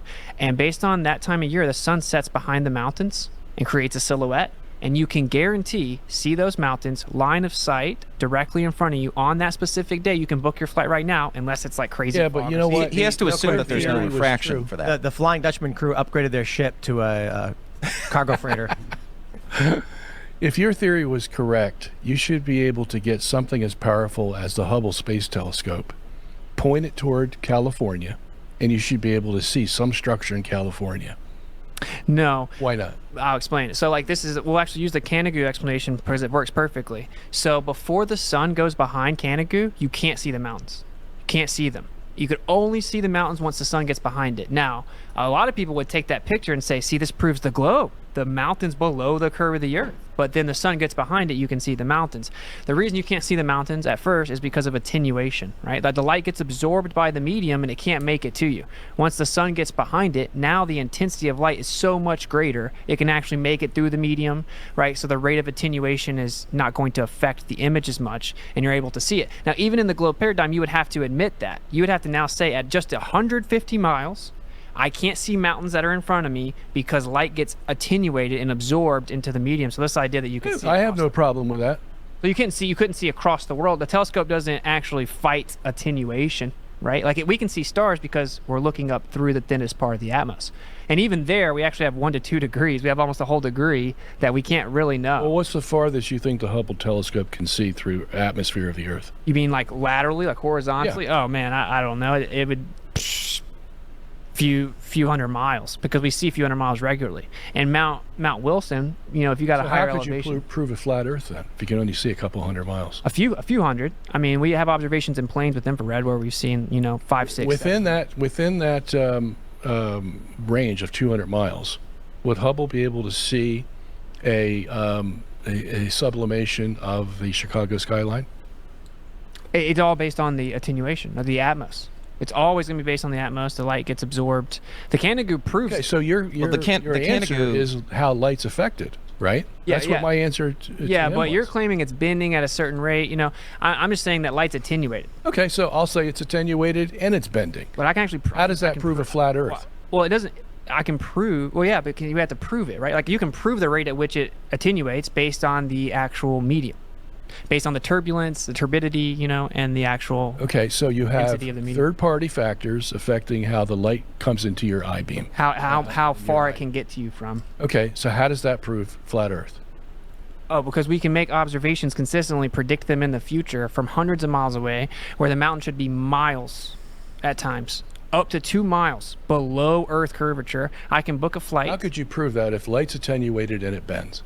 Well, the light attenuation is just proven by the fact you can't see the mountains till the sun sets behind it. That means it's something, the light's being affected somehow, right? It's being absorbed by the medium. Once the sun gets behind, the sun's so much brighter that it makes it through the medium. But you're claiming that it's bending, and that I can book my flight right now. You don't believe go in see light that reflection? mountain. Yeah, Light refraction? I do believe in refraction. You believe temperature can cause light refraction? In a singular medium, it can have effects. You can label it as refraction, but Snell's law is based on 2 medium, and this word's just thrown around. It's just thrown around. No one can show this in a lab. I keep asking, show me an equation, because according to you... Wait a minute. My question was, do you believe light refraction can be caused by temperature difference between water and air? Yeah. Okay, so you can't discount light refraction like we're just making this up. No, right? no, not when properly defined what refraction means. But to every time to say, I know this amount of refraction's happening without looking at the variables and without actually making the measurements of the temperature gradients, the density gradients, and just saying it must be curving this amount because we don't say that, as a matter of fact. As a matter of fact, if you look at the Chicago skyline photos, they're all different. Some show buildings coming higher up out of the water. Some show buildings that are thinner than they really are. Some show more color. Others are gray. Every time you take a picture of the Chicago skyline, it's different. Why? Yeah. Because you get different attenuation, you get different refraction. All kinds of things are different every single day. Sure, but when it's clearer outside, we see further. And your paradigm... Okay, that's fine. Yeah, but you have to claim when it's clear outside, that's when there's the most refraction. Because when it's clear outside, we're seeing the furthest. Clear has nothing to do with how much the light's refracting. Well, if it's the conditions of the medium that are supposedly refracting it, then the temperature is the cause. Okay? Okay, and it makes the air thinner or thicker. One more thing before we wrap up here. The horizon in a globe is like this physical edge of a sphere, right? It's blocking things. It's a physical location. It's geometric. As in, on a globe, there's a physical location called the horizon blocking things in the distance. That's an apparent horizon. Wait, is it physical or apparent? No, you see an apparent horizon because refraction's always there. You're not living in a vacuum. So you have no evidence of this physical one. You have to assume it's there. We see the horizon goes up and down, moves all over. We can see from 100 miles away consistently. I can shoot lasers over frozen lakes, different colors, different heights, even if they're different distances, they'll stay the same height over frozen lakes. I can see specular reflections over great distances. If the surface was convex or concave, you wouldn't see that.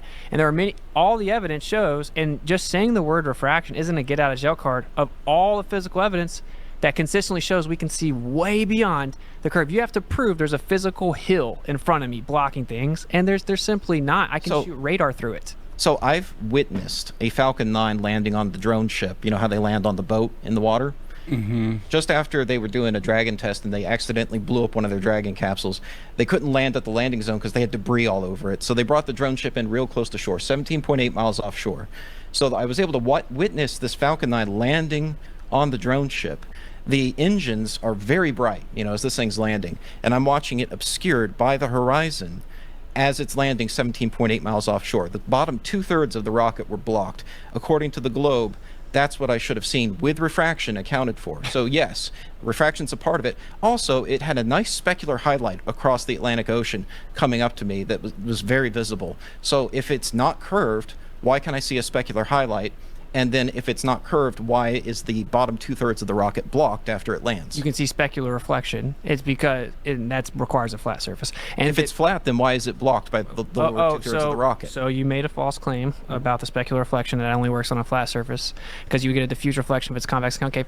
But the horizon's apparent. It rises optically, and the most dense part of the atmos is the bottom. The most dense. So that's going to block the most things from the bottom. Now, you said you accounted for refraction. You did not measure the density and temperature and then put it in a refractive equation and determine how much should be missing. What you did was notice that it didn't match the globe. And then you had to add refraction because you saw too much of the rocket. It should have been more blocked. You assumed, it must be lifted up behind the curve, and it's actually an illusion. No, I recorded what the temperature was that day. Anyway, so the bottom 2/3 of the rocket was blocked, and the bottom part of the rocket's where all the flame is. That's the hottest, brightest part of it. So why am I able to see this dim little part at the top, but not the bright part of the flame at the bottom? And I'm getting specular highlights, reflections off the water that's supposedly flat, yet it's blocking the 2/3 bottom part of the rocket. Last thing I want to ask you, Witz, before we wrap up, Are you claiming bottoming up obstructions impossible on a flat Earth? So you haven't explained it. That's for sure. You're entirely new to this. But here's the thing I want to ask you, Witz, before we wrap up, is you're going to Antarctica for TFE, right? And I applaud you for taking up that offer. So what are you expecting to see? I want to know what you're expecting to see. Are you expecting to see the sun set in Antarctica, or are you not? And if so, why? I have no idea. I don't actually have an expectation. I don't know. That's why I'm going. What if the Earth is flat, but like that? You know what I mean? Like, does that work for you? No, I think it would be a bowl, if anything, like a basin. The ocean, right, is got upturned. Then wouldn't you see the sun all the time? Well, it just gets so far away you can't see it. As to what's going to happen in Arctic, I don't know. Like, that's why I want to go, is because if it gets far away, it would get smaller, not just go down. Well, technically, it actually does get smaller. Even in the globe paradigm, it gets smaller. It actually changes to noon and should change again. That's never been measured. But how do you explain the sunset? It's just like the streetlights, right? So like as it moves away, it looks like it goes down, and then it gets so far beyond you can't see it through the air anymore, right? It goes beyond that point. The horizon's apparent. It gets behind the convergence point. Just like railroads converge, if you flipped them on their side, that would be like the sky and the ground. That's what perspective does. And even in the globe paradigm, they claim like when you see the sunset, it's actually not there. But you're arguing that like the sunset is vanishing point? Well, yeah, it gets beyond the you could say quote unquote vanishing point. Sure, it gets beyond the limit of your vision, the apparent horizon. It gets beyond the convergence point. Is that because it's only 27 miles in diameter? I don't make any claims as to the size, but I will say you can prove this. Sometimes the sun disappears above the horizon, and even when it disappears above the horizon at sunset, it has a perfect horizontal line cutting off the bottom of it. So how's that work? If it's the curve of the Earth, right? But it's not. It's because there are horizontal layers of atmosphere. The sun moves beyond it. And so, all the evidence shows the Earth. Will you be willing to admit that the Earth is round if you go to Antarctica and it looks round? Well, I don't see it looks round. I mean, I'm going to take an infrared camera, and I'm going to probably see 100, 200 miles in the plane. Antarctica, the only way it would prove it is if I could fly over the South Pole, pop back up on the other side. I'm very interested in the observation. That's obviously why I'm going. It's 11 days. It's very inconvenient. I don't blame Alex for not going. So it's 11 days. It's super cold. Alex is scared. I am scared. it's also kind of scary in a way, right? So, but all right, we're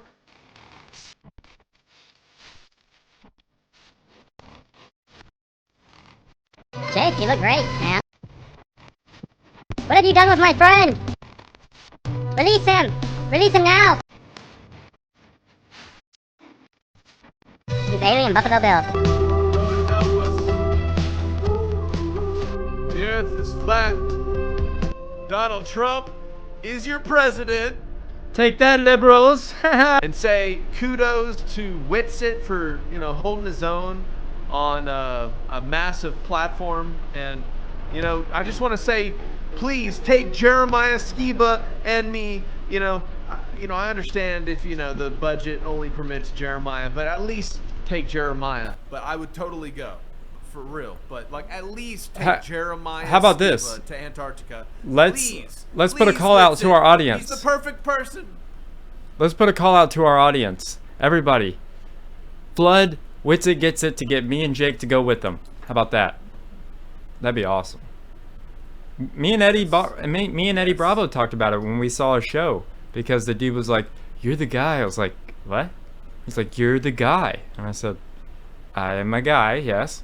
And he said, "You're the guy that's supposed to go with Eddie Bravo and Alex Jones to Antarctica." And I was like, "Okay, yeah, I am that guy," trying to get on board, Hey, listen, if the Avengers are going to assemble, we need Eddie Bravo, we need Owen Benjamin the Giant. He's made for ice, so of course we have to invite him. We have Witsit the Intellect, Jeremiah Skiba. The learner. I'm the learner. You are Jeremiah Skiba, the son of Rob Skiba, and you're going to Antarctica, brother. Go to Antarctica, brother. All right. Can you tell him to go away? Tell that alien to go away. Go away, alien. Ah! Oh my gosh, I just noticed him. Oh, what? He's gonna make you start dancing. What is he doing? Should I start dancing with him? Yeah. Learn those moves. Anyways, it's been so fun reporting for Skiba News Nation here on the space station. Crazy news. What about your hair? on You forgot the hairspray, bro. And the wires. You know, if you're on the space station. Oh, that's right. Man, this it's is a Hollywood This production. is a real space station. I believe you. You know, the one that they went to the moon with. Ding. Ding. Awesome, man. All right. Well, Jeremiah, back to you. All right. Now, a quick look at the Babylon Rising bookstore. So check this out. Check out our new and improved BabylonRisingBooks.com, where you can get Rob Skiba's books, bundles, DVDs, DVD-ROMs, videos, and so much more. You can even get Sheila and Jeremiah's books, so check it out now. Oh, it's just flying here. Oh, it's about that time for an all-new Opa's Corner. Take it away, Opa.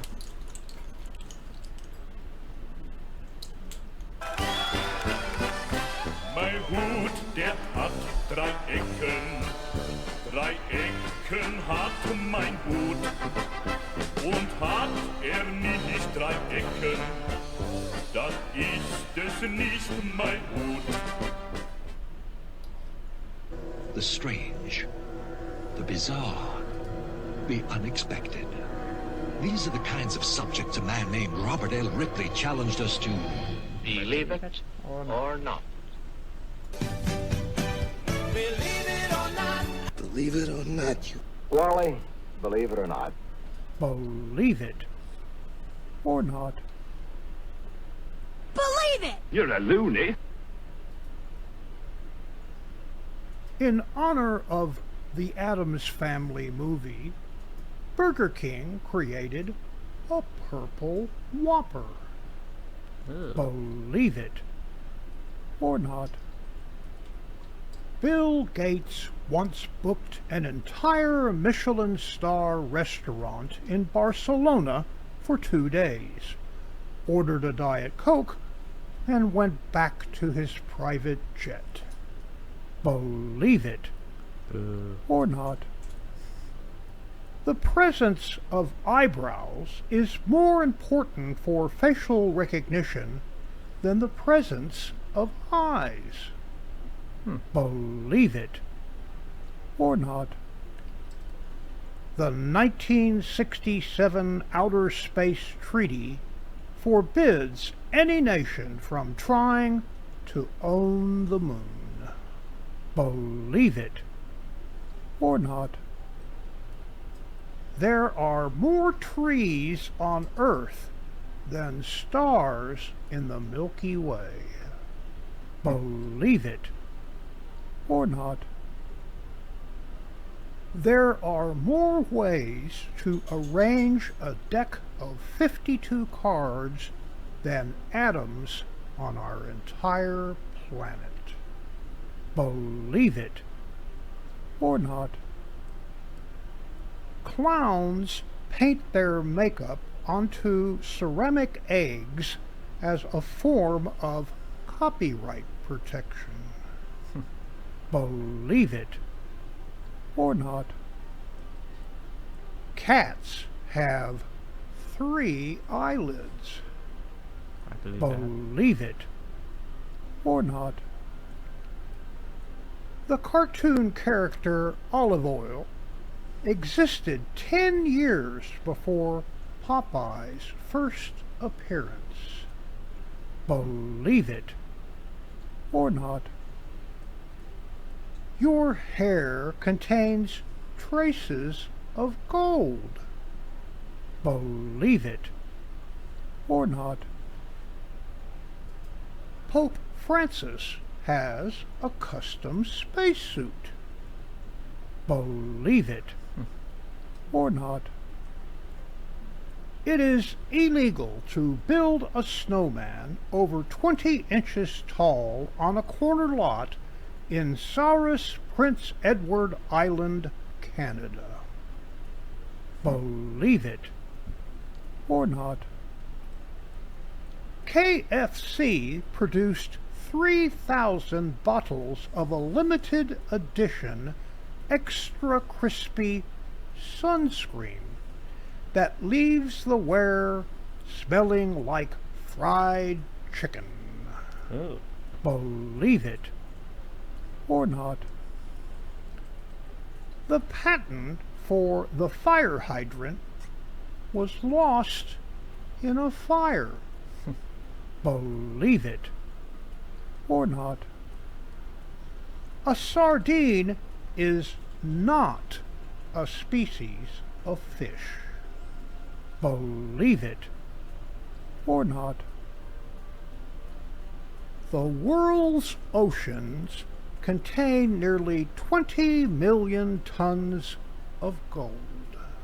Believe it or not. In 1924, a ban on pet dogs was issued in Iceland. Believe it or not. To keep their sponsored performers from becoming dehydrated, Monster Energy makes a can filled with water for them to chug on stage. Believe it or not.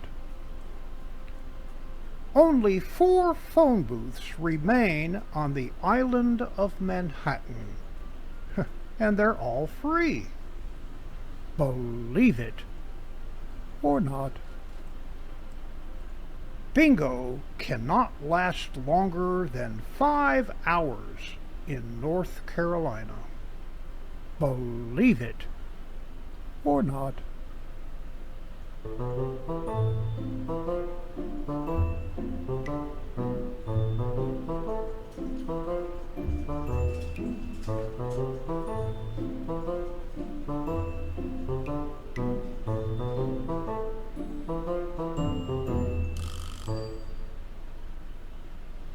I like a woman with a head on her shoulders. I hate necks. I used to work at McDonald's making minimum wage. You know what that means when someone pays you minimum wage? Hey, if I could pay you less, I would, but it's against the law. You know you're working class when your TV is bigger than your bookcase. I saw a documentary on how ships are kept together. Riveting. Here's a picture of me with Rem. That's me in the corner. As a scarecrow, people say I'm outstanding in my field. But hey, it's in my genes. Years ago, I used to supply personal organizers for the mafia. I was involved in very organized crime. I waited and stayed up all night and tried to figure out where the sun was. Then it dawned on me.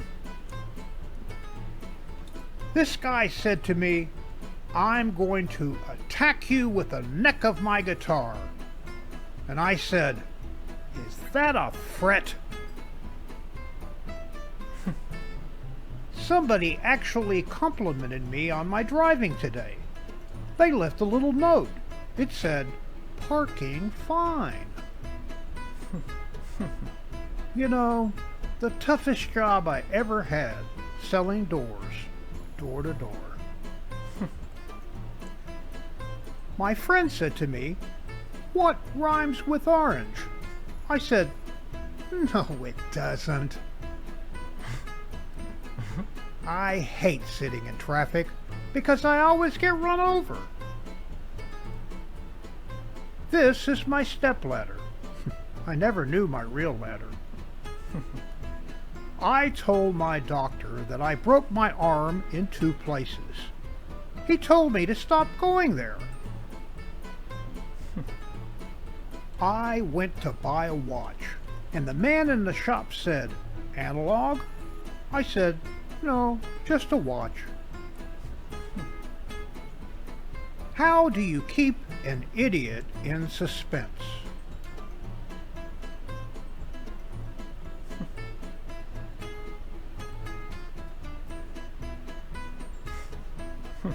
Exit signs. They're on their way out. Exaggerations went up by 1,000,000% last year.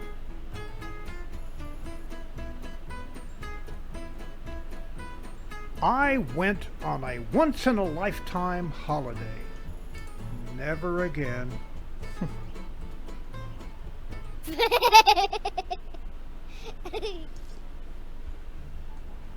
He's called Roomba.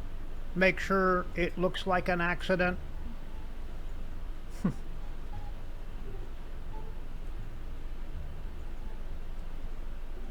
Mr. Armstrong's final geometry class before forced retirement. No, no, no. Acute triangle. Acute triangle. Like this.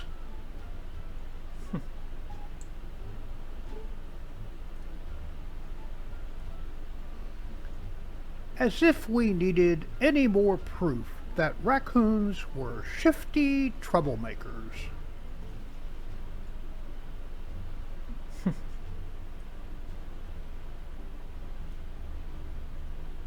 Your latte.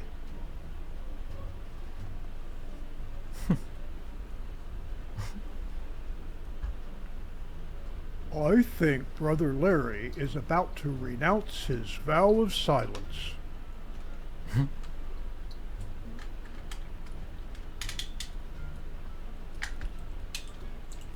Yes, we're collies. Why?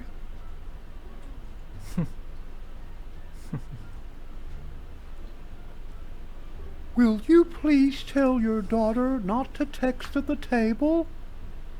I'm on it.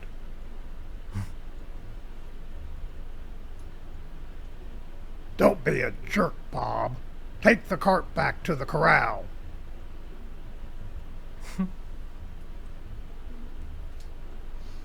Is it just me, or does it also bother you guys that he eats animal crackers? Crunch, crunch, crunch. You don't need a teleprompter to give me the talk, Dad, because Mom already told me everything.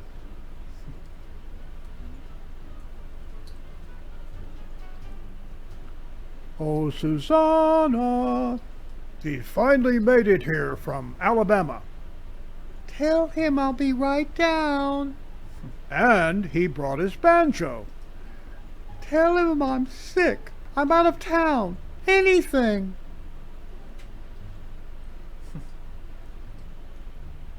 Me? I slipped in the shower.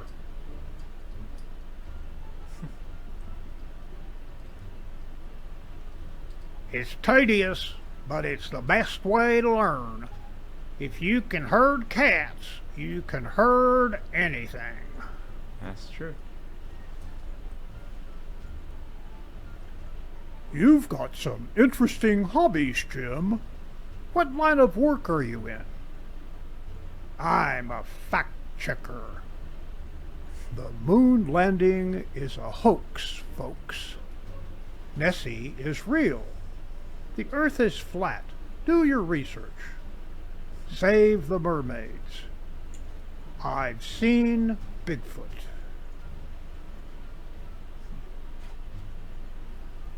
Oh, Thack, you've done it. If only we had a camera. But of course, I'm getting ahead of myself.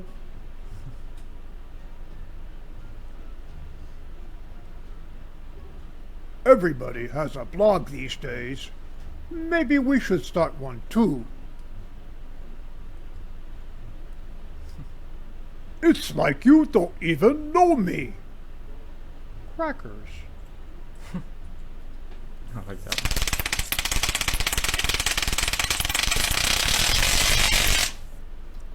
Harold, If you don't think of a better way to spend your retirement, I will go stark raving mad.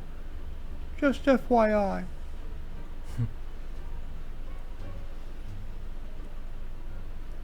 GPS for men who refuse to ask for directions.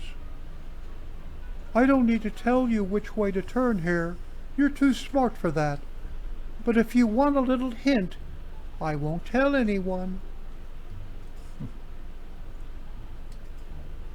Everybody says it, but nobody actually wants to see me later.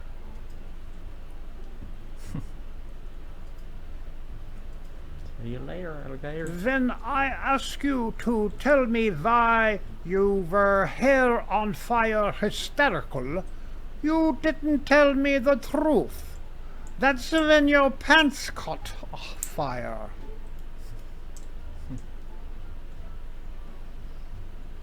How thoughtful. He's adding coconut flavoring.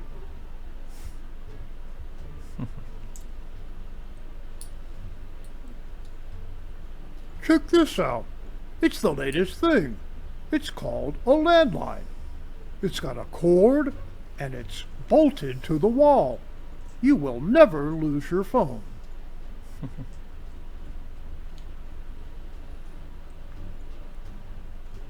Airbnb.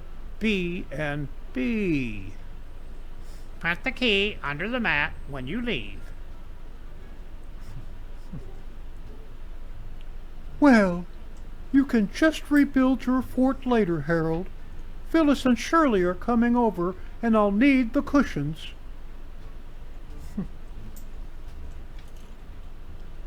Tell the men I'll lead them into battle just as soon as Fluffy gets off my lap.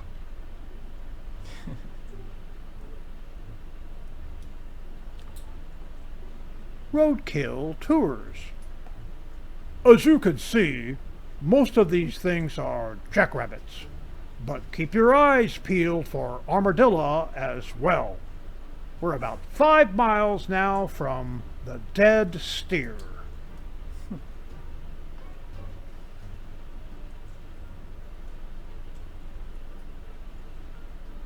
We better get started drinking now if we're going to mark that much territory. Louisiana Territory. Lewis Clark. We have a warrant to search this barrel. It's been reported as no fun at all.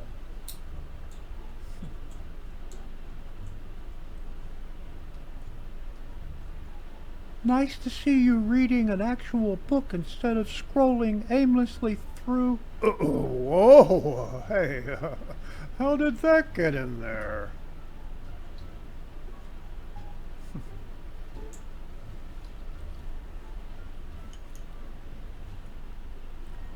Oh, grog run into dang.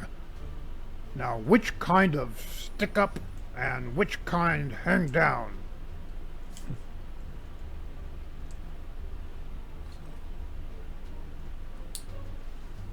Supercuts.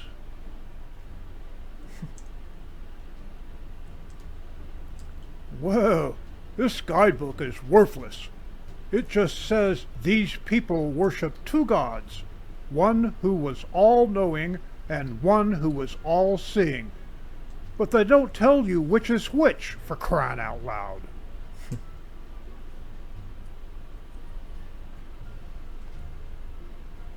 Khakis. What people in Boston use to stop the car.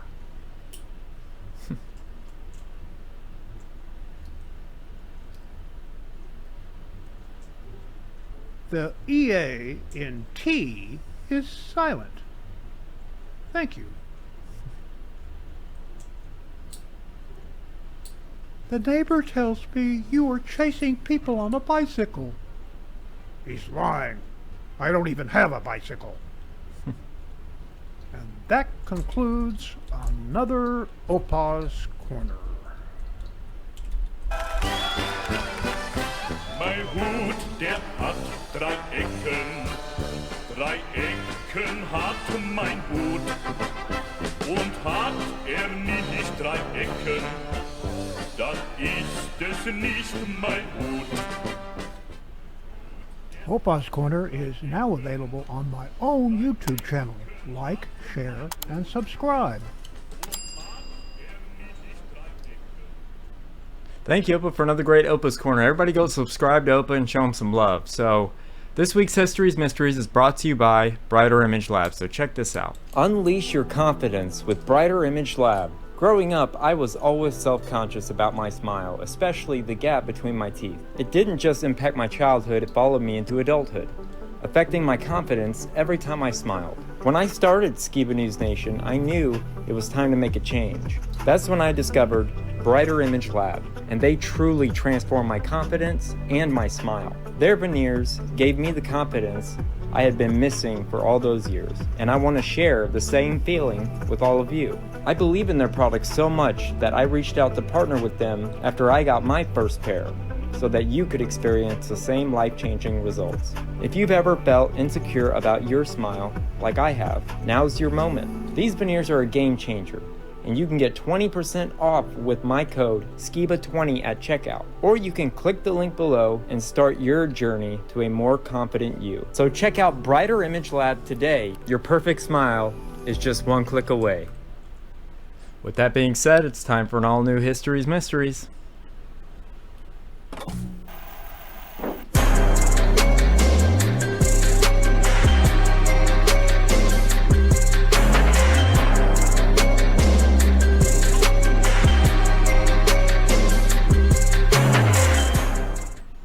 So this week for History's Mysteries, we're going to be talking about one of my all-time favorite stories about Elvis Presley. Now, I'm going to go full autistic today, so just bear with me. But it's fair to say, Opa, that I'm an Elvis fan, right?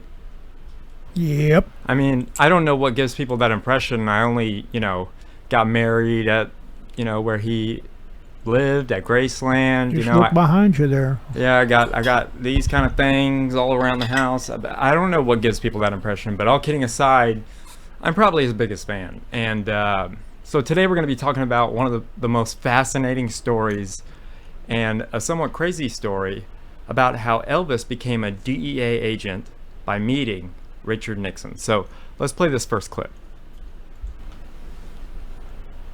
So, Mr. Presley, how can I help you? Elvis Presley, also known as the King, was the best-known rock star of his day and an icon for American youth. In 1970, Elvis and President Richard Nixon were both at the top of their respective fields, and coincidentally, both only a few years away from their dramatic falls from grace. But that's just one of the many things that makes their December 21st, 1970 meeting at the White House so fascinating. In the late 1950s and early 1960s, Elvis Presley made a name for himself in Hollywood by starring in a slew of movies like Love Me Tender, Jailhouse Rock, and GI Blues. But by the end of the 60s, he turned his focus back to music. Elvis had also become addicted to prescription meds and was prone to erratic behavior. Such an episode occurred in December of 1970, when Presley got upset that his father and wife thought it was excessive to spend $100,000 on Christmas gifts. Presley stormed off to the Memphis airport and boarded a plane headed to Washington, D.C., where he got a hotel room. He soon lost interest in the city and returned to the airport, hopping on a plane bound for Los Angeles, California. He stayed in California for a single day that he, in fact, did have business to attend to in the nation's capital. Presley's wife, Priscilla, recalled being mystified that Elvis was traveling alone, without even a single bodyguard. She claimed that Elvis didn't even know his own phone number, never carried any cash, and she wondered how he was going to get around.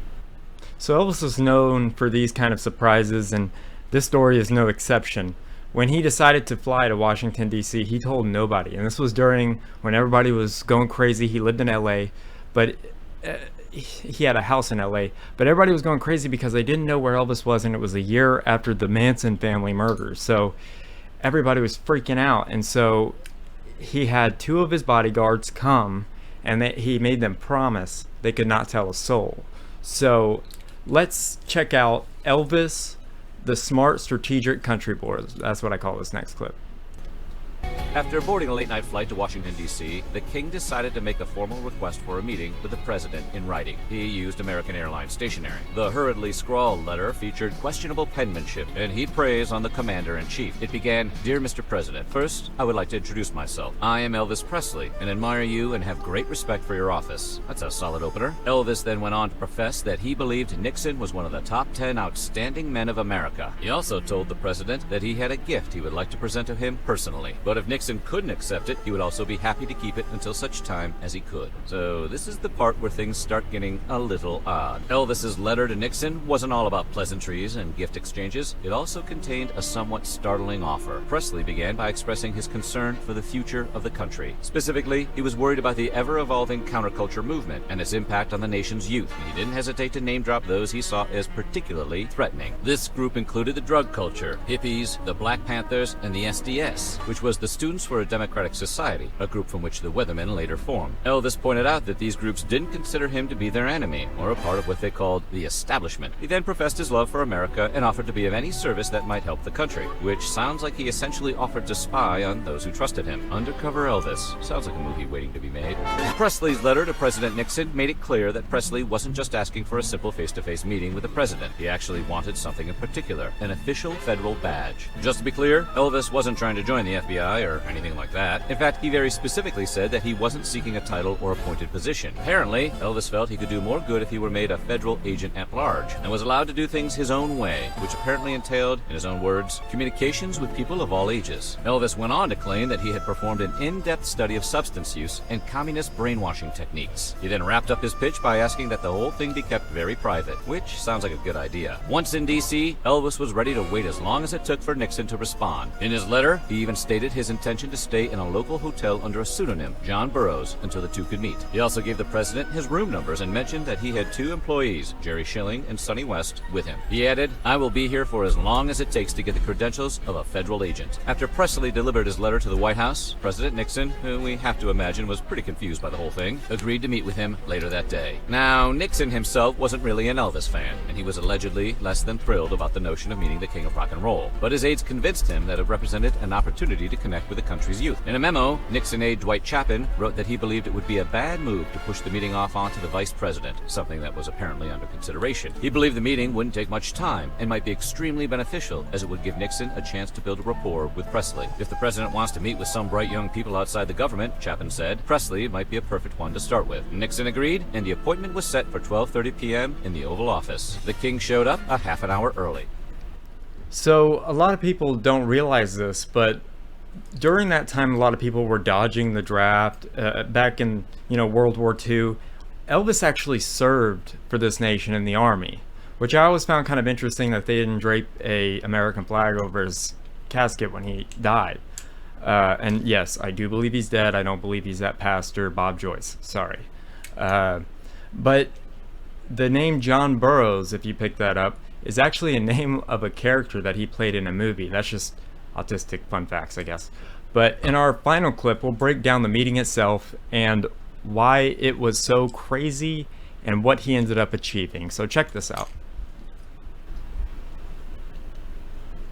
While not really thinking about where he was going, Presley attempted to enter the White House while carrying a Colt 45. The piece dated back to World War II and was intended as a gift for the president, the same gift Elvis had promised in his letter. White House security, very reasonably, made Elvis give the 45 to them before he was allowed to enter. The gift also included silver bullets because maybe Elvis thought Nixon hunted werewolves? That was Lincoln, Elvis. Whatever the reason, the Secret Service reportedly viewed the bullets quite dimly. The 1970 meeting between the president and the king predated the installation of Nixon's infamous taping system in the White House, so there is no known transcript of the dialogue they shared that day. The only documentation of their encounter is an internal memo written up by Bud Crow, a Nixon official who witnessed it. According to Crow, an emotional Presley told the president he was on his side and kept repeating that he wanted to be helpful. He said he wanted to restore some respect for the flag and mentioned that he was just a poor boy from Tennessee who had gotten a lot from his country, which he wanted to repay. Elvis apparently repeated the claim that he had been studying communist brainwashing and the counterculture for over 10 years. He bragged he could go right into a group group of young people or hippies and be accepted, which he felt could be helpful in Nixon's endeavor to fight drug culture. Nixon, however, indicated a concern that Presley didn't risk his credibility, which might have just been a polite way of saying, thanks, but no thanks. According to Bud Crow's memo of the meeting, Presley wasn't afraid to spill the beans on a specific group that he thought was doing a disservice to America, the Beatles. When it came to John, Paul, George, and Ringo, Elvis evidently didn't want their revolution. In fact, he dedicated a large chunk of his time with the president to railing against the British band, who, according to Crow, Elvis believed was a real force for anti-American spirit. Nixon was apparently pretty surprised by Elvis's take on the Fab Four, but readily agreed with his assessment. The meeting ended with what Bud Crow described as a surprising, spontaneous gesture, in which Presley put his left arm around the president and hugged him. Then, President Nixon turned to Crow and asked, "Can we get him a badge?" The answer was yes, and Presley, ironically considering the circumstances of his eventual death, walked out of the White House in possession of a genuine badge from a predecessor agency of the Drug Enforcement Agency. That being said, the badge was little more than a souvenir. Elvis didn't have any actual authority, though that didn't stop him from referring to himself as a federal agent at large. The handshake that preceded the spontaneous hug between Presley and President Nixon is the subject of one of the most famous photographs in White House history. Photographer Ollie Atkins had snapped the photo of the meeting. The picture perfectly captures the bizarreness of the occasion and the powerful dichotomy between the two men. The image has since become the photograph that is most frequently requested from the U.S. National Archives. So, like any sane person, you're probably having a lot of trouble wrapping your head around the idea of Elvis Presley, the king of rock and roll, wanting to be a federal informant, so he could take down the counterculture in the name of Richard Nixon. Well, according to at least one source who was very close to the king, Presley's intentions were less than honest when he went to the White House in search of a federal badge. That source was his wife, Priscilla Presley, who wrote in her memoir, Elvis and Me, that Elvis thought getting the badge would give him the legal authority to enter any country while wearing guns and carrying drugs. It was a crazy plan, but hey, we're talking about Elvis here. He was the king. Yes, he was the king of rock and roll. And like they said, the photo of him and Nixon is the #1 requested photo still to this day by the U.S. National Archive. All right, well, Opa, have you ever heard of Elvis being a DEA agent before today? I heard something about it some time ago, but didn't really get into any detail. What I found is very interesting that I didn't know was that he didn't like the Beatles. Well, he did. He did like the Beatles, but he was trying to get that badge. I know John Lennon was very upset that Elvis had brought his name up to Nixon. I think he was a little bit jealous at that time because 1970 he wasn't the Elvis. I mean, he had a comeback in 1970 when he started doing shows at the International Hotel, and I know way too much information about this. It's the International Hotel, then it was a Hilton Hotel, then it was now it's the Westgate. But that's when he finally had his comeback and everything, and he started covering songs by the Beatles and had somewhat of a relationship with them and respected them as musicians. But it's funny that he did kind of sell them out and throw them under the bus, and such an Elvis thing to do, you know, getting a federal badge. And Opa, we saw that. So when me and my beautiful wife Lindsay, we got married at Graceland, Opa and my beautiful mother got to go and tour the mansion, and you know, it's my second time doing that, but they also have this part where you can see, you know, his personal possessions, and there was that badge. And it was just so cool, just like seeing it up close, because there's a really good, there are a couple of really good documentary movies, but my favorite one is with Kevin Spacey. Now I know he's been canceled and everything, but that's probably the best and most accurate story of this story, most accurate depiction of that story. And I suggest watching it. I think it's on Hulu. It's called Elvis and Nixon. So if you haven't seen it, definitely check that out because it's really interesting and just something that nobody ever thinks about. So just to see how he had that relationship with Nixon is just it reminds me of the similar social antics we're seeing with Donald Trump and Elon Musk in a way. Well, it's funny you say that. It's funny you say that because Trump gave him the Presidential Medal of Freedom. No other president has ever done that. So there's a lot of Trump connections with Elvis, but you can draw a lot of dots if you want. Well, listen, Jeremiah, when we interview Donald Trump, you need to ask him about his opinion and thoughts on Elvis. Oh, that'll be one of my first questions. I can't wait for that, man. Awesome. Coming soon. No, just kidding. So that's all I got for that crazy story of Elvis and Nixon and at Graceland. My mom, after we did the tour, she said, I never realized how much you and Elvis had in common. I just thought it was the funniest thing. I was like, oh, it's an honor. But yeah, rest in peace, Elvis. And now it's time to laugh a little with Volume 6 of Please Excuse My Sense of Humor. So check this out.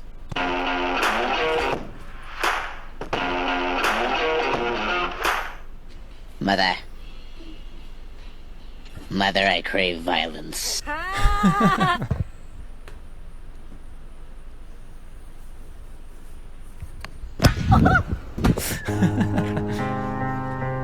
Me on my way to harass, pet, and cuddle my sleeping cat.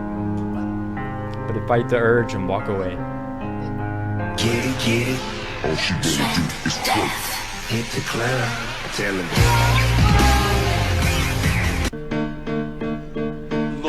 I need to start going to church. You had one shot or one opportunity to seize everything you ever wanted. One moment. Would you capture it or just let it slip? Yo.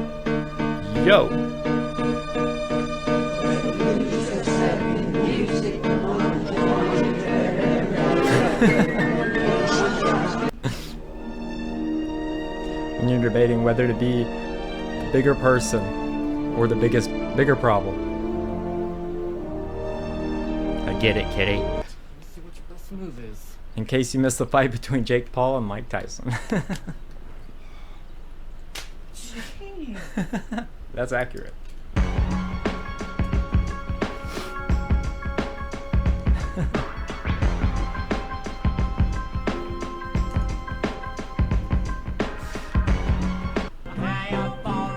Chuck Berry was totally over it.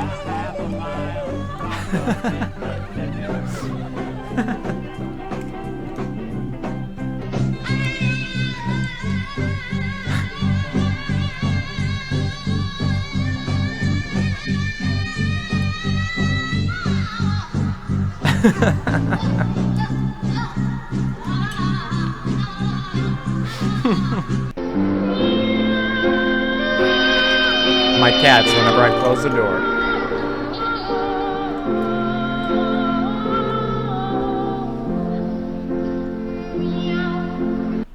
So that's all I got for Histories Mysteries. I hope you guys enjoyed. And before we go into memes, let's play this ad from our friend Kristen. So check this out.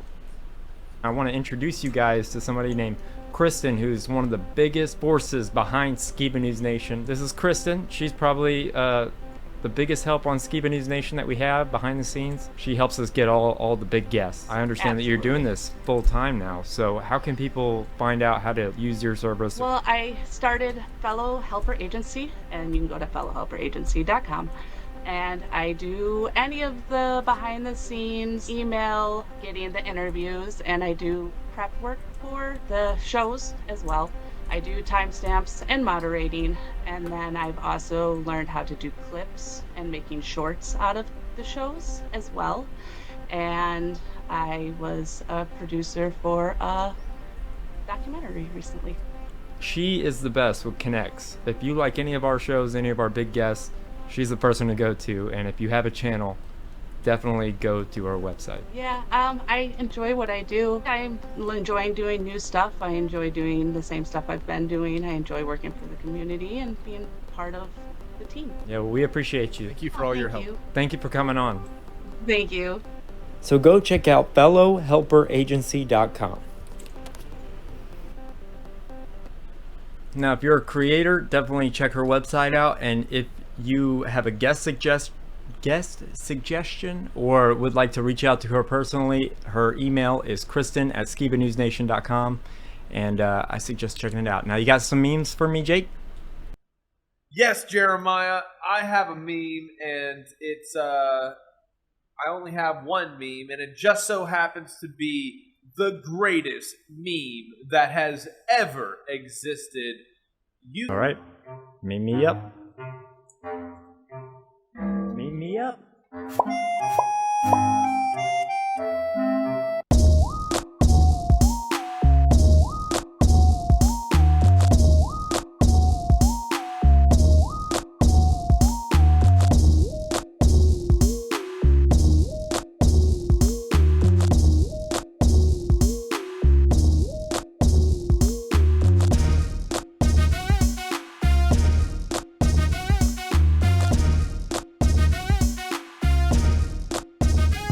But oh, is that it?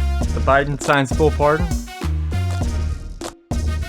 Well, now Trump can pardon whoever he wants, and it's great. I think it's great.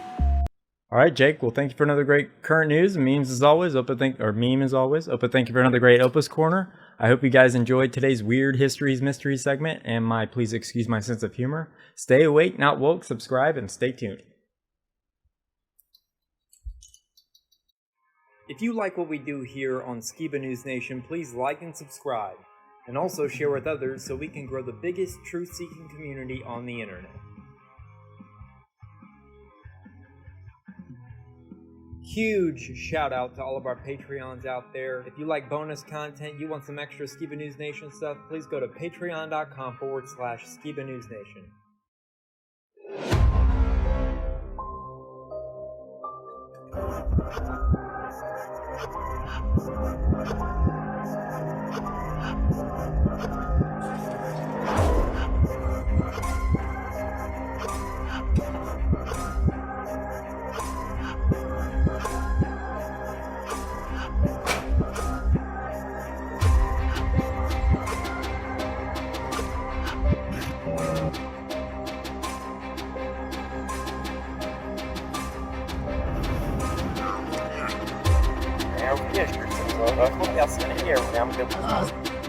Son of the legendary Jeremiah Skiba.